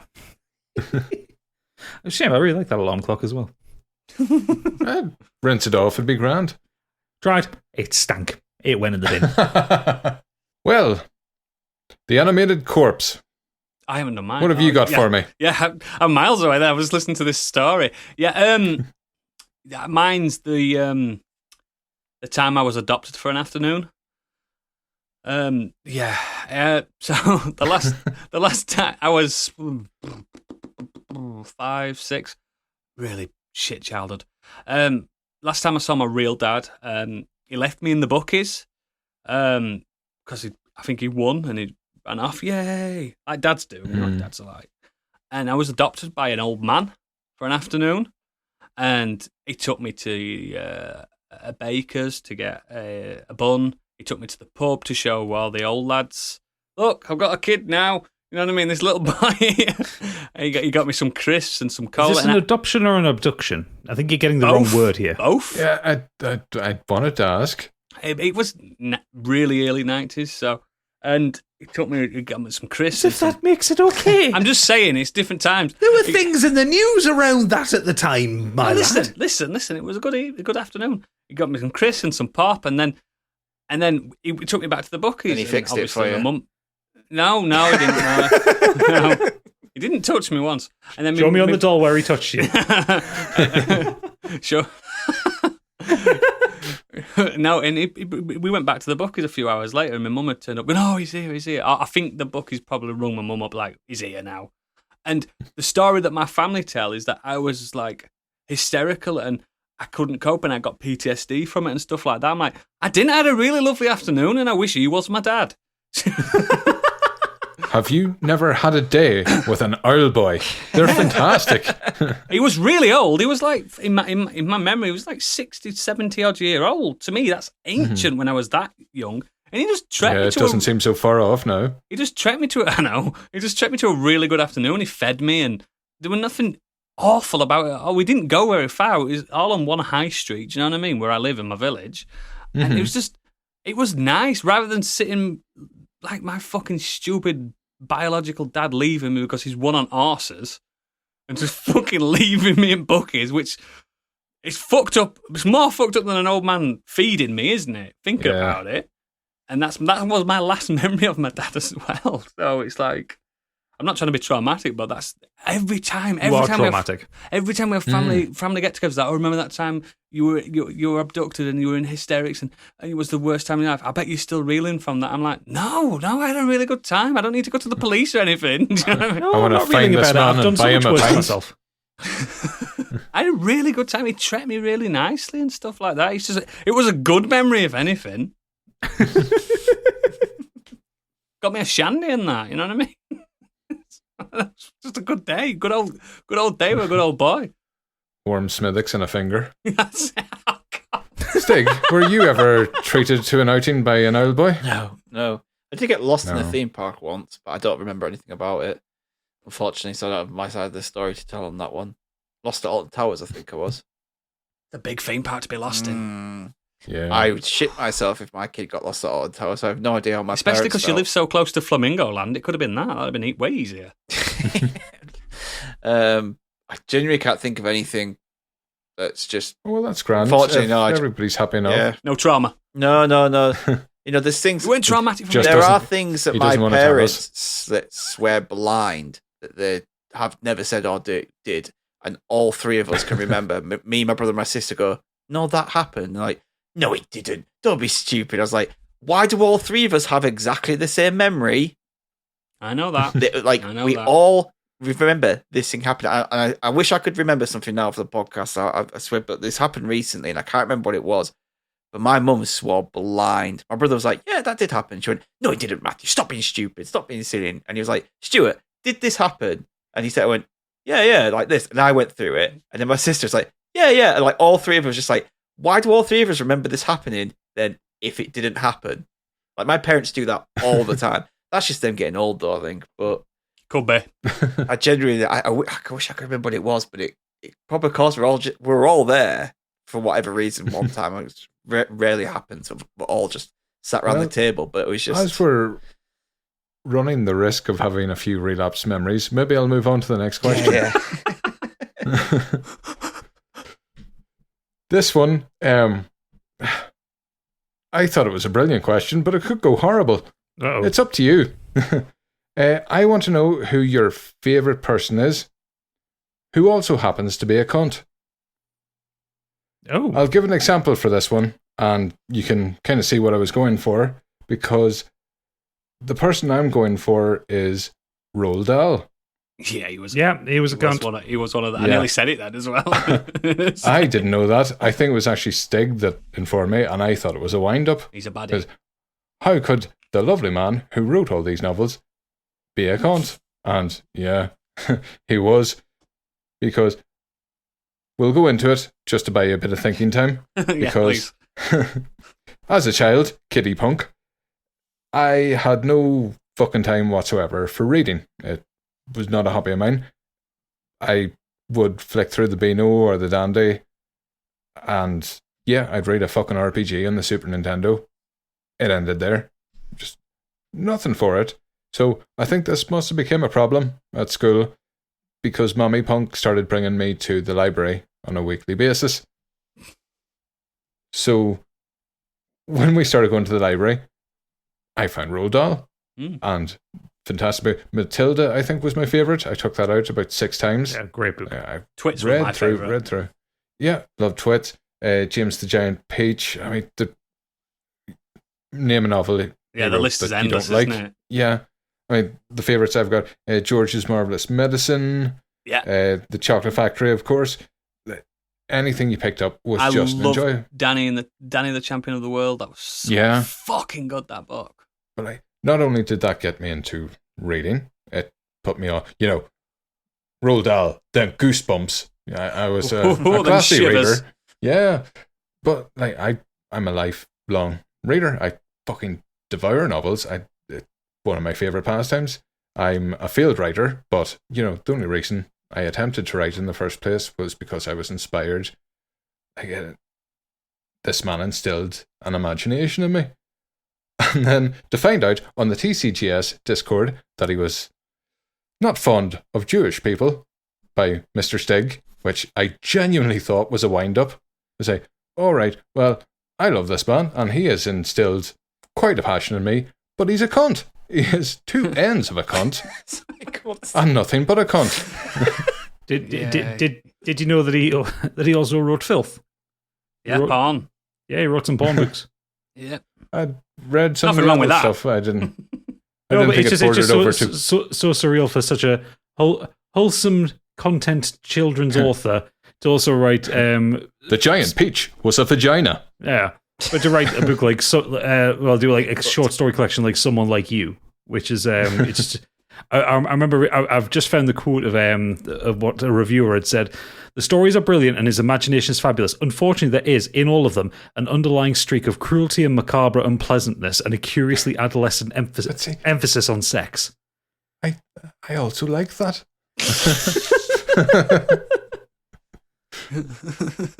But yeah, it was J.K. Rowling could be another one. A fantastic series that enchanted a lot of people. But she's a cunt. She was nominated for an award, wasn't she? So I believe. One of the awards that I won. Yes, a biggie indeed. I've got I'm mine. still waiting for my Biggie in the post. It just takes a while. It's overseas. It's going to go behind me. It's going to replace that fucking Boba Fett, I think. Biggie's got them. He's actually got them. He actually has got statues. He's got them. He just hasn't sent any. He's got them. So talk to him. He's the statue guy. Next year, maybe. I've got mine anyway, and it's an easy one, but I really, really love the acting chops of Christian Bale. But wow, he is a see you next Tuesday, isn't he? Woo! He is a almost. He's a bad bloke, isn't he? He's just like, he's not inherently a baddie. He's no Jared Leto, but he's just such an. This is. I know you don't like the word, but being a cunt, it doesn't have to mean you're evil. Yeah, you don't have to be evil. Yeah, you're a hyper prick. Yeah, and we've all seen his meltdowns because it was leaked, which is still one of my... No. I absolutely adore it. I listen to that every week. You. This is literally the 3rd podcast this month that you've quoted that on. I love it. You did it in Scorched this week. Does he method Me and you act? done professionally, mate. Does he method Does he act? do what? Most always. nearly every film. Because there's been a big hoo-ha this week about Method acting. method acting, and a lot of the actors coming out and saying it's pretentious, it's rude, it's not terrible, needed. yeah. Like, so many great performances have not been method acting. You don't need to put other people through that. It's just acting. It's like Robert De Niro effortlessly is just a good actor. He doesn't pretend to be some gangster that just whacked somebody. Yeah. You know what I mean? Like, don't get me wrong, Daniel Day-Lewis is fucking incredible. Yeah. Like, almost all of his imagine him performances are slapping great, people, though. but he's always been a method actor. So it might work for some, but then you get the other end of the scale, like Jared Leto trying to be a method actor. Wheeled into set. Tending to be the Joker, and Morbius turn the lights off. 25-minute piss breaks because he insisted on like walking with walking sticks or with a wheelchair. Like he his also character. hunted his own dinner. Yeah, just that was his rule. That's right. But apparently his dinner breaks for 3 hours because he's a really bad hunter. But yeah, I don't know whether Christian Bale does or doesn't. I know he really gets into the role, whether he gets into the method acting. Which that when he had that problematic. spat, that was because he was John Connor, wasn't he? And and Terminator Salvation, and that was just. I just think it's timeless. But apparently, working with Christian Bale, people are like, oh yeah, this is going to be a great film. But I don't really want to work with Christian Bale because he's an absolute knob. But yeah, he's my and every time he's in a film, I can't keep my eyes off him. I think he's one of the best actors going. But yeah, he's just a twat. I have one. Let's hear it. One Luis Suarez. Yes. One of the best footballers I have ever seen in my life. Just incredible gift to football in terms of footballing skills. The stuff he could do on a football field, I think he's one of our greatest ever footballers. But my God, is he an utter twat.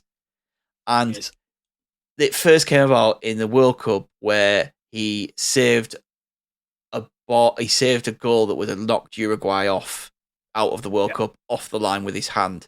And he knew he was doing it. He got sent off, and then when Uruguay won on penalties, the way he celebrated, honestly, this was before he played for us. My blood was boiling. Like the way to have the goal, rubbing it in the face, to celebrate like that after you cheated them out of a last minute winner. Like it's just horrendous. Then he signs for us. It's worse than Maradona. That and everybody hates him. Everybody apart from Liverpool fans. Because he's ours, and he's our twat, and he's our shithouse. Goals. And he produces some of the most amazing football you've ever seen in your life. But then he bites people. He's a cannibal. And then he says horrible things to other people. And then he leaves, and you don't really see much of it until he comes back to Liverpool as an opponent. And he is not one for sentiment. He is an arsehole to Liverpool players. He's an arsehole to the Liverpool crowd. He doesn't give a shit. And then you sit there and you go, oh, now I see what everyone else saw. Now I see. Yeah, now he's not ours. Now I see the twat. Now I see the horrible, snide bastard that everyone else saw. But my God, was he a fucking great footballer. He was. He absolutely was. Yeah. He absolutely was. So, for me... this is really, really tricky one, this one, because I try to avoid hearing about what like celebrities or artists do outside of the art that they do.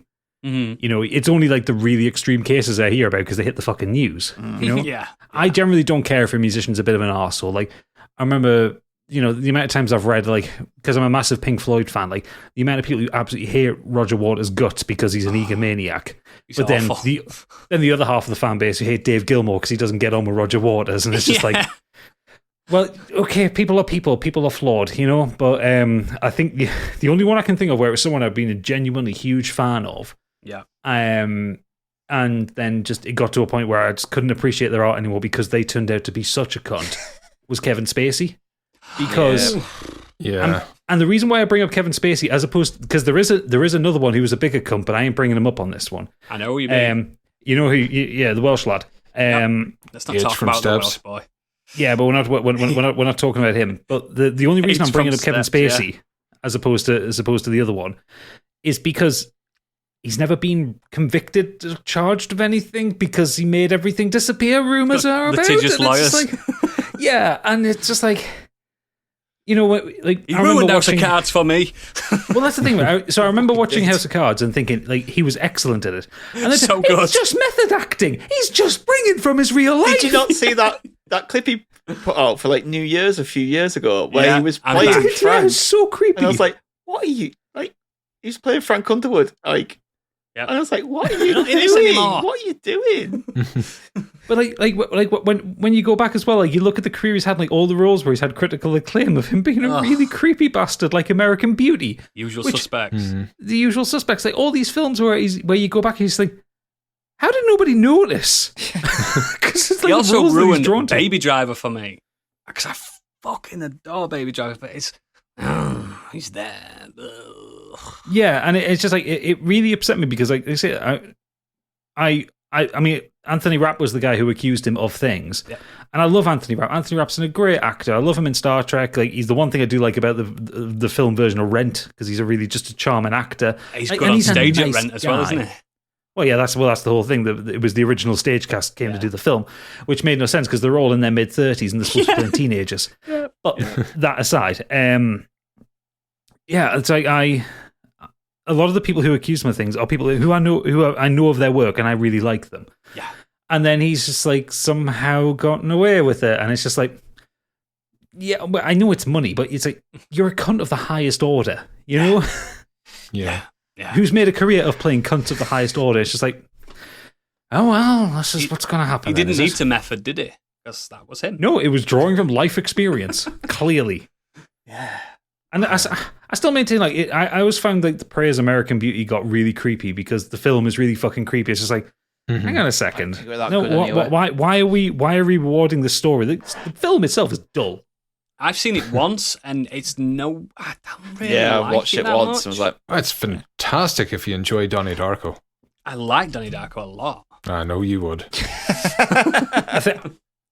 I think the reason it got a lot of like praise at the time is it was that time, that late 90s kind of weird societal change punk thing kind of thing, because you also had like Fight Club came out at the same time, Well, and you had everyone Donnie was like- Darko at the same time, and Everyone was like, with American Beauty, was like, oh my God. And bad, spoiler alert, guys, the twist, oh my God, he was dead, and he's narrating it. Oh, that's so edgy and cool. It's like, it's still a boring film. quick question: How can you narrate something when you're dead? That's the point. There is a isn't great it? film. Well, I'd say, do you know what? It's not a great film. It's a great twist on the film. It's okay. I know it stars Christina Ricci, Sixth Sense? and I can't remember what it's called. now. Pleasantville. Pleasantville. Is that the one where she says, like, she's narrating it and you think she's dead, then right at the end she's just like, idiots, how can I be dead if I'm narrating the film and telling you the story? I'm like, excellent. That's a great perfect. yeah, there was film, though. Yeah, I can't remember there was the film. this weird trend of these films in like the late 90s where they had this like trying to break through the American idyll kind of thing. And Yeah, this let's was get one of Trent them- Reznor to do the soundtrack. Let's go! Yeah, and the best thing that came from American Beauty was just all the parodies of it, like the fucking Plastic kid bag in drifting through the wind. yeah, so like the kid in Not Another Teen Movie where Jamie Presley's like, we're going to go on a double date with this guy and his bag, and he's just standing there and the bag's like floating behind him, holding the camera. It's just like, yeah, okay, fair enough. But it's just Fuck Kevin Spacey. Yeah, fuck Kevin Spacey. Fuck him, he's cancelled. Incidentally, it wasn't Pleasantville. Well, I'm sure it was. Pleasantville's the film with Reese No, Witherspoon. I said that as a joke. Oh no, Pleasantville is the film with Reese Witherspoon and Tony Maguire get pulled into the TV into like a 60s, black and white. a 50s sitcom. Yeah, Oh. I just looked it up because I just like saying Pleasantville. I'm not going to Lovely pleasant apologise for for you to it. say. Never apologise. I know what that film's It called. makes you sound weak. Yeah. Well, gentlemen, Oh, yeah. that was my fifth and last question, unless you've anything to add. No, we have questions from the listeners. Yeah, we will get to that in a Well, second. But fuck them. I just want to thank you very much. That was perfectly hosted. As a I know. guest. I'm host. brilliant. You are, and you deserve that award that you won randomly. So let's go to the bulging sacks. I'm sure people want to ask us questions as well, and we won't go on too long because we've got a Patreon segment where we can answer more. Yeah, so these are just a few of the questions people just dropped into our Discord today. So it's a handful of people asked a handful of questions each. So we'll start off with Xenos, who asked, what's each of your snacks of choice while watching a film? Cinema or at home? Popcorn.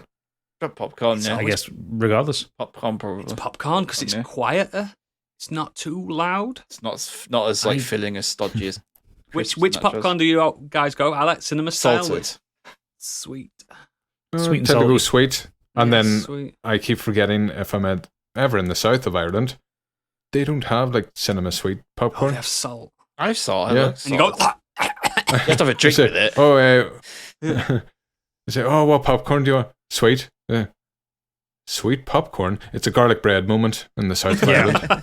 You know, one of the showcase near us used to have a butter dispenser. Oh, So you know, like in I had that in America, like it's so you awful. could get salted popcorn All over your and then fingers. you just go and butter all over it. that's Oh no, it's disgusting. fucking It's like throwing mutant cum over No, the top of your it- popcorn. Who wants that? buttered popcorn is well nice. The Ugh. All over your fingers, though. yeah, you'd have to go take a load of napkins in. How are you supposed to treat your lady at the cinema? It slides in easier. You walked into that one, Noodles. I fucking slipped into that. Woo! Yeah, popcorn. Next. Popcorn. And for mine, of that one, if I'm in the cinema, it's a coffee. If I'm at home, it's a beer. I don't You have a tend to snack coffee? when I'm watching You films. fucking granddad. Yeah, when we went to see Dune, Hey, I had coffee. a coffee and I was sat there with all these snacks. To be fair, I hadn't had dinner, so Granddads, do you know drink coffee? I don't have a granddad. I don't know. I don't know. Okay, we have a few from that fucking guy. Oh, I love that fucking guy. If you could fight anybody in the world, who would you choose? Where would you fight? And what would be the stipulations? Punk. I'm sure you have an instant answer for this. He's not one person, though, is he? It can't be. Yeah, there's a lot of people I'd like to. I tell you, just for the clout, I'd like to start a little rumor about myself. Vlad the Impaler. And we're talking like Street Fighter 2 around the back of the pub fight. Somebody's got a speaker. Dun dun dun dun dun dun dun dun. Yeah, I kick the fuck out of Vlad the Impaler and then tell everybody I met that I kicked the fuck out of Vlad the Impaler. I love that. Nice. And he grabbed a bottle to try and smash me in the head, and I stuck his head in a bin. Fact. mine's not going to be anyone famous or anything. I genuinely the guy who bullied me at school because he is mate. smaller than me. He never grew up. He seemed to have got to a certain height and stopped growing while the rest of us grew. And when we all left school, he then all of a sudden started to kiss everyone's ass, especially my friend who he used to bully, who's now like 6'4". And So answer me this. What's Do stopping you you have from his kicking address? Yeah, what's stopping you from kicking his fucking head in? because we were all about the same height at the time, and he also used to hang around with like the hard lads.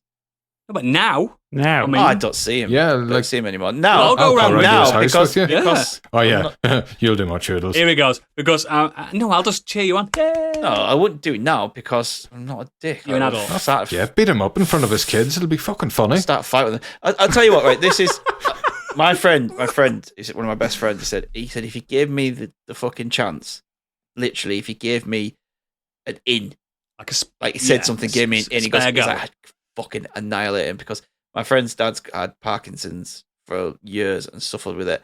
And one time we're on the football pitch, they were against each other, and his dad shouted from the side, like to the ref, said something to the ref, and this lad turned round and he said, "Shut up, you fucking cripple."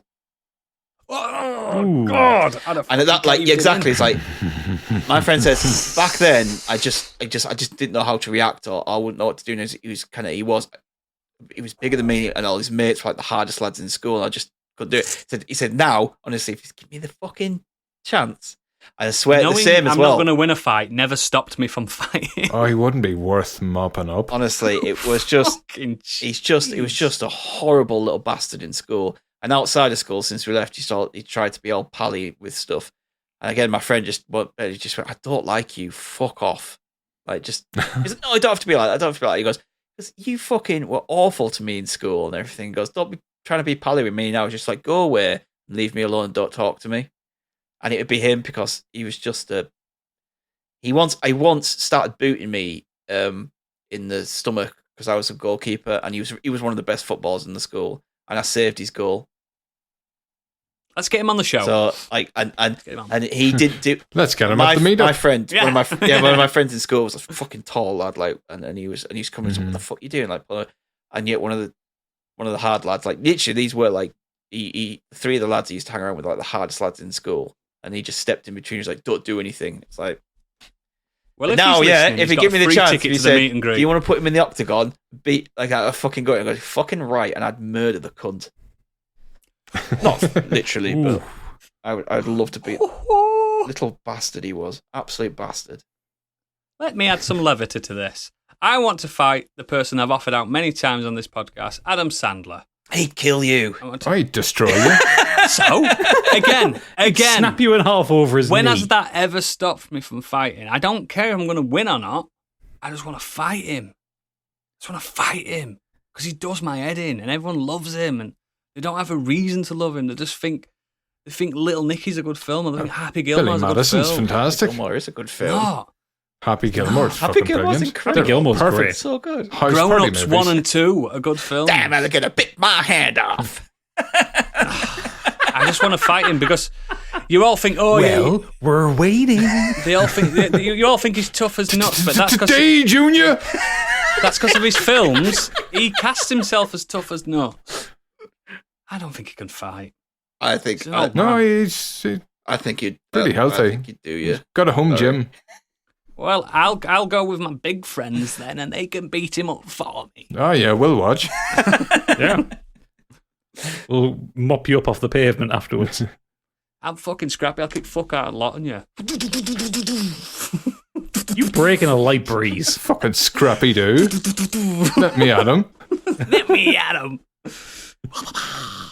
Also, So, my second one is Podcast Rumble. Get all UK independent podcasters in a brawl, like a battle royale, and the see who comes out tops can be crowned king of independent podcasting in the UK. If you listen to this, throw your hat in the bucket. Throw your name in the hat or whatever. I don't give a fuck what I'm Throw saying. your hat in the bucket. Throw your hat in the bucket. And yeah, As a podcast Throw your title. ring in the hat. I'll copy. I'll commentate it. I'm not fucking fighting. I'll lose. No, this is the question: is if you could fight anyone, you're not setting up a fight. That's my addendum. That's just my addendum to it. I just want to see. Anyway, if I Who's could the fight toughest? anybody in the world, James Corden. You'd kick your fucking head in. No, he wouldn't. No, he fucking No, wouldn't. it would not. He tried dancing and thrust at you. Put you off, and you're Would like, you- I'm would you not fight into him- this, James. Sorry. Would you fight him Would dressed he as a cat? be in the cat costume? Yeah. Yes, I need this. I mean, I would just be seeing red. I've got like 8 inches of height on him. I've got probably about 8 stone on him. I would flatten him. Best thing to do is get in his. fine mist. You know when he does his carpool karaoke with him, sit with him all nice and like, yeah, boof, elbows at fucking nuts. He doesn't even drive the car. It's a lie. That Does he not? No. No. It's pulled along on a rig. Yeah, Weird.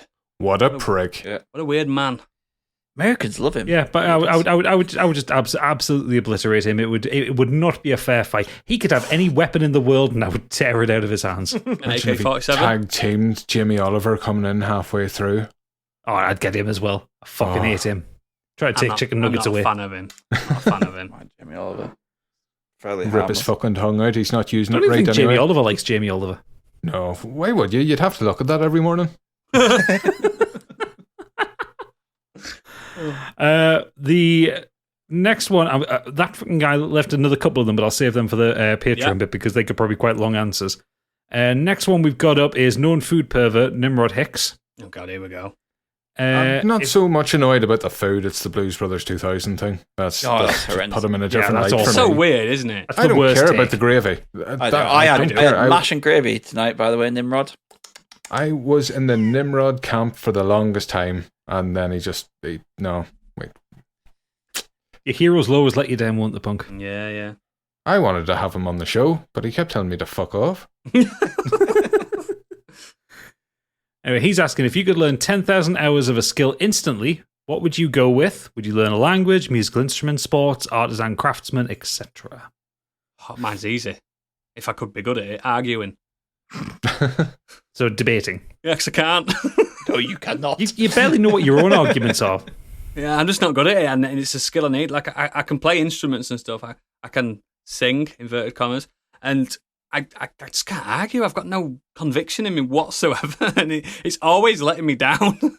Everything in life, like, here, lads, let's do this, and like, no, it's never a good idea when I'm trying to suggest it, and just debating this. We've done so many debating episodes, and it's always a laughing stock when I start talking. So yeah, I'd love to go to debating classes. Punk? It's going to be a silly one. Yeah, let's not beat around the bush naturally. here. Glass blowing. That's not Why silly. not? That's cool. Well, literally the opposite of cool, but How many craft beer companies do you know of? There's Great quite a many. few of them. Yeah. lots. They all come in the same stupid little cans with a shitty label on them. They do, They don't do. they? If I had thousands of hours and I learned how to do glass blow in all kind of wacky shapes and sizes, I could do a different glass bottle for every one of these bearded wankers. Yeah. Whoa. Yeah, I know. I was like, yeah, I'd make a fortune. You could, yeah. I don't know why I went love a straight good, to fiscal gain, but yeah. I love a good bespoke glass. You know, when you see one, you think, ooh, Mm. But just think bespoke glass, but it's a bottle. yeah, that's what I'm saying. Yeah. Mm. I like it. That's a good answer. Stig? I would like to learn how to play the piano, like fully, like be like amazing, learn an instrument. I tried before. One thing that pisses me off was starting instruments when I was younger and then giving them up, and now being an adult and thinking, wish you'd have kept that going. And I'd love to be able to just go and sit at a piano and just fucking go for it for forever. How long? Just playing a piece It's of music, or like making it up as you go along. I mean, you could apply this to anything. You could play it to violin, guitar, piano, anything like that. So Automaton. anything, just any kind of musical instrument where I could sit or stand I can and see just you kind of. being good at the flute. I did start clarinet once. Woodwinds have always eluded me. Woodwinds and drums. Yeah, started that as well. Drums. Everyone starts drums. Yeah. I just, You either start Only guitar the or you start maniacs drums. stick with it. I just wish I'd had the more focus when I was younger. So now, Yeah, but you like sports as well, didn't you? You like playing football and rugby and stuff like that. So that's where your focus lied. You know what I mean? yeah. So yeah, just it would be a musical instrument. It's never too late, have a mate. piano. Honestly, I started. I Mhm. tried to start playing piano. I just don't have the time. You've got to. You have to pick one thing, don't you? Like we do the podcasts. Your That focus takes on. that takes time out of your week doing things, and then the other thing you've got the kids, and then right, do I want to watch film this week? Or do I want to play? That hobby. Do I want to play? No, not. But in terms of time that it takes up, like, do you know what I mean? It's. I haven't found any time in the last month or so to do my gardening and my veg plot or anything like that because I've been focusing on other things. And I just think if you then start going, oh yeah, I'm going to learn piano, where do you fit it in? So if you could just instantly get 10,000 hours Took me- worth of piano it- practice done, like, yeah, it took me amazing. 10 years to get to the grade I'm at now. Yeah, exactly. It took fucking ages, man. And that's because I remember I started learning piano because I was in a pub once and a girl went, "Oh, pianist is so hot." I was like, "Let's go!" it was that. I just love. I know this sounds like pretentious as fuck to do it, but a train station that has a piano. I just love to be able to just sit there and go, Just want to be that TikTok look at famous me, guy I play the piano. playing fancy Yeah, I piano. wouldn't but even it bother gets to about the being point filmed where- by TikTok. I'd just be like, people know. It's like, yeah, I could fucking play. There's a bad side to that though. 'Cause it gets to the point when you go out with a group and you go drinking and there's a piano in the pub, they'll go play that. They force you to do it. Like Gadget when he goes into a music shop, play that guitar. But even though he knows the etiquette, don't pick up a fucking guitar in a guitar shop without asking. That kind of shit. It's one When of those. when you're at someone's house and they're bringing out a guitar, you can play Wonderwall, can't you? I'm like, Yeah. I can, I won't. Yeah, exactly. I can play Yeah, Wonderwall. exactly. I barely know how to fucking play. But when you're good at an instrument, you get forced to always do it, and Yeah. that's the nasty side to it. See, for me, the answer to the question is actually pretty similar. It's mostly because although I have a base level of musical ability, like I'm pretty good at the guitar and I can kind of plink away at keys. Yeah. I really want to learn how to play the violin because I love It's the one of sound the of the artists, violin. isn't it? but it is one of the hardest. It relies on you having a perfect musical ear to play well. Because you don't have with a keyboard you've got the keys in front of you, can see what your notes are. Guitar, you've got violin the frets. sheet music. It's disgusting. I've got great Violin sheet. It's just sheet music. I hate. I have a grade 1 in violin from from Why can't you just get long time violin ago? tabs? From about 25 years probably ago, can. but because it's a naturally fretless instrument, like the skill. The skill floor to actually play it well and not sound like you're strangling a cat is really high. Like you have to be able to tune yourself to the notes and be able to find where they are, and keep it in tune and in key. Whereas with a guitar naturally intonates, and like a piano naturally intonates because you're pressing keys on and off. So I can picture you walking around the house with a massive like electric wireless violin running around. Exactly what I want. An annoying pip like This is that girl on just TikTok. giving it. She's got a violin. People just say play this, and she'll play it like rock versions of stuff. And yes, she has. Yeah, she has graded played beyond grading. Through the Fire and Flames. She went on stage with Dragon Force. Really? Well, I've seen her, and she's got a unique one. She's got a custom one, which is 6 strings as opposed to 4. Wow. And it's fretted. Oh. So that's why she plays a lot of guitar stuff on it, because she tunes it like a guitar. Wow. So that's not the kind of. I mean, I would. Yeah, but that's she's still amazing. Cool as fuck to watch, but yeah, she's still amazing. But that's not the kind of stuff I want to play. Like, I just really like the sound of violin music. Yeah, I do. And also, being in a pub when there's a fiddle player is always fun. Yeah, I've got an addendum on that as well. I want to learn how to play darts. Oh no, because I can't play darts. That's a fucking great answer.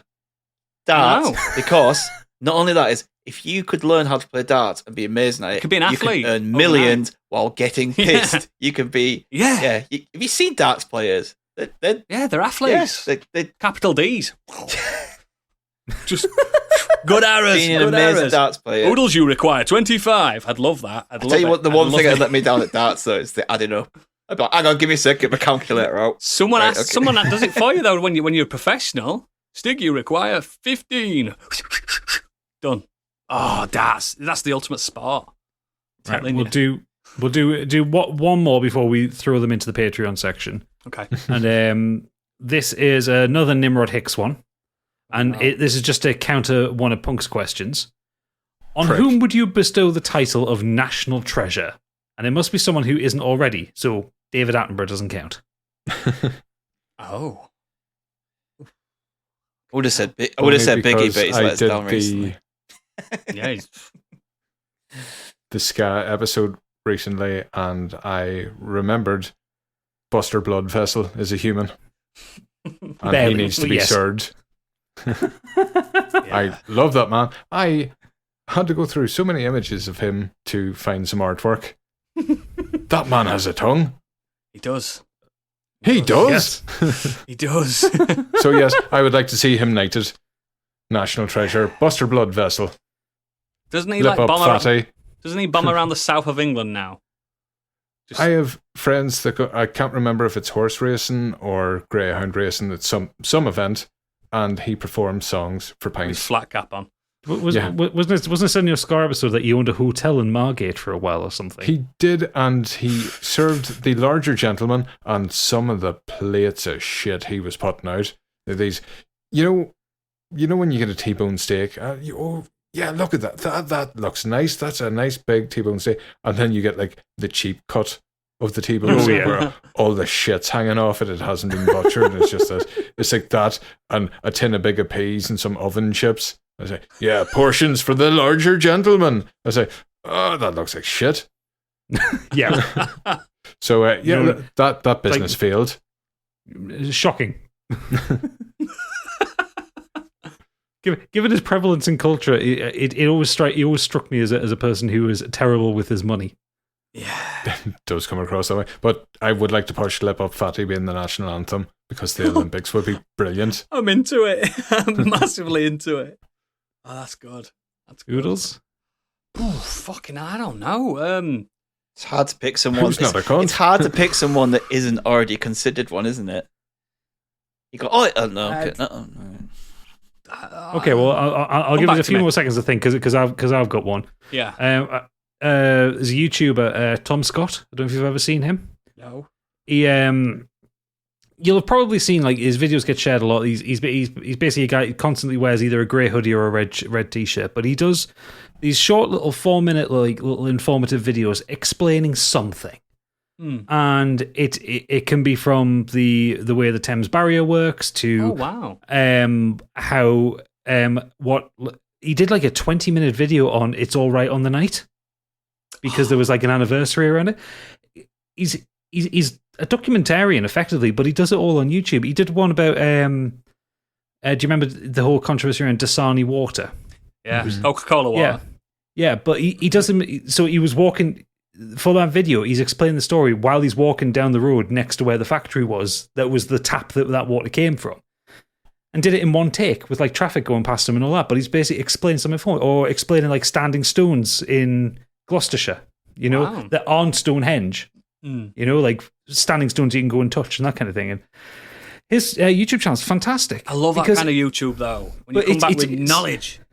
Yeah, and some of it's like weird and in. Like he did like a tour of America, and he went and he like visited like the shortest skyscraper in the world that was actually like a tax scam, or a tree that legally owns itself. You know, really random shit like that.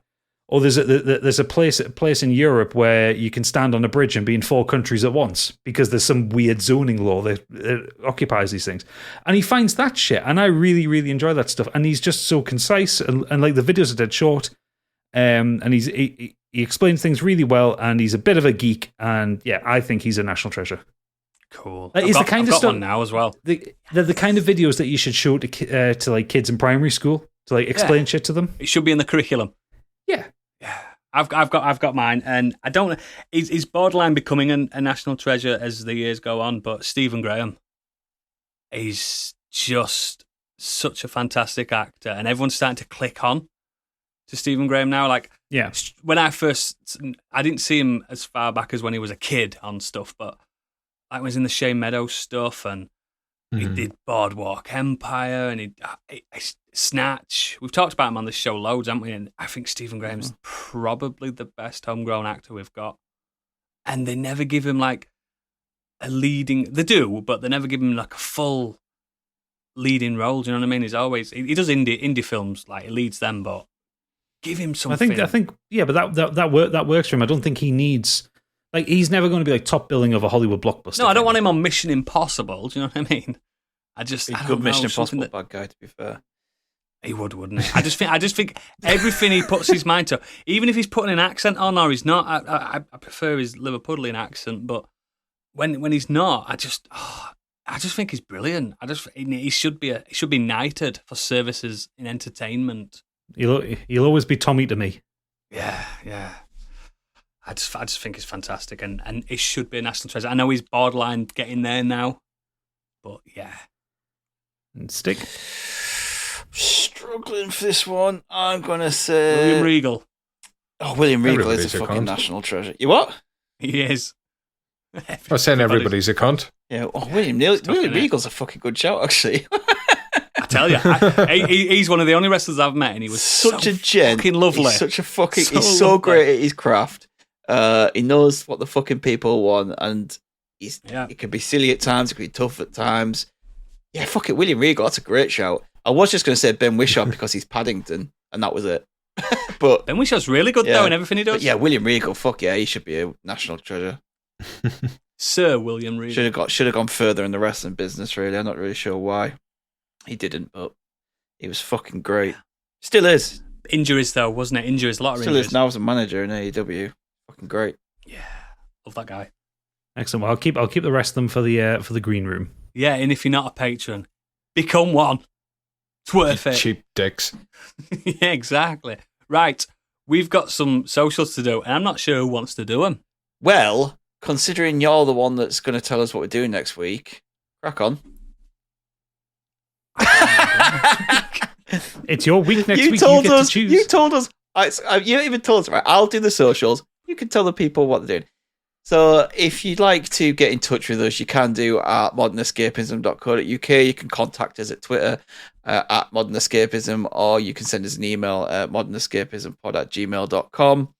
Like I said, we have a website. If you go on there, you will find everything to do with our podcast, our sister podcast, Do Dragons Dream of Scorched Sheep, our Patreon, and our merch store. And we do Twitch, which sometimes, wouldn't say we, sometimes. Subscribe to our Twitch channels and get notifications when we go live, or the best place to check for that is Twitter. And come and join our Discord, the link to which is on our website, because it's a great little community we've got going there, including the likes of Punk. Yo! He dare. So yeah, the socials. That's the socials. Oodles, what are we doing next week? Next week we are doing... I wasn't sure if I wanted to do this. I don't know if we've done it before, but we'll do it again if we have. I want to do role reversals. So... imagine your favourite actors in some of the favourite films. Who would you replace them with?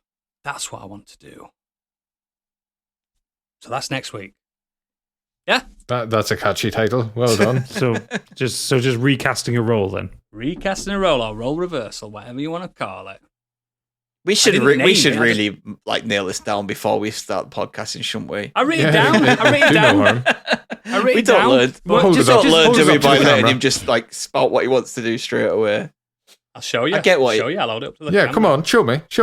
I'm gonna fucking Do not type it up while we're talking. I'm not. You are. So do you want to... I see those Are we thumbs just moving. recasting one role or a whole film? A whole film. Right, okay. A whole film. Yep. Oh, I didn't write it down. so I did. Lord of the Rings. There it is. Screen capture it. There you go. Dickhead. No, you put that through as an that's idea. the whole but- thing. Yeah, so my idea of swapping swapping Henry Cavill and Armie Hammer around in The Man from U.N.C.L.E. probably won't fly. No, but it's a good idea. So we're recasting a film.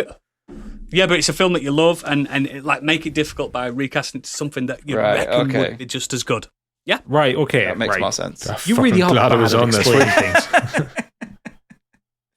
Yay! You should have seen what it was going to be this week. I was furious, man. Easy. It's going to be one and done. Furious. It's Easy. going to be easy. Series that lasted for one season. Never watched one. You have. My Yeah, choice. I told you what I Literally know. my choice. You were like, oh yeah, it's amazing that. I told you which one I was going to pick. I told you which one to pick, and you went, "You don't even like it. You don't even like it." But yes, that has been the show. What a chaotic show. Thank you very much, Punk, for being on. Do you want to stay into the green pleasure. room? Fancy it? If you don't mind, yes. Absolutely fine. We'll get you a visitor's pass for that. And for everyone that's not a paying patron, good night. Thank you. Bye bye. Oh, so people know where to find me, okay? Oh shit, yeah. You can. Do you want to plug it, mate? Dick. Plug your shit. Ucons.co.uk. You'll find all links there, and it's half hour of this sort of bullshit you've already heard. Thank you, Oodles. Not to mention, Sorry, this mate. week I'm on his show. They've already heard that. Yeah, but you might not have done. Might be listeners. They did fucking better have listened to it. I was going to say, he's cannibalized our entire audience. Oh, yeah. If you I've haven't, hollowed you out from the inside. if you haven't listened to his show, you really should do. Especially because I'm on this week. There you go. It's all right, innit? But it's yeah, lovely. that's it. The end. Bye. Great ending. Well done, Noodles. I can't can always end the podcast.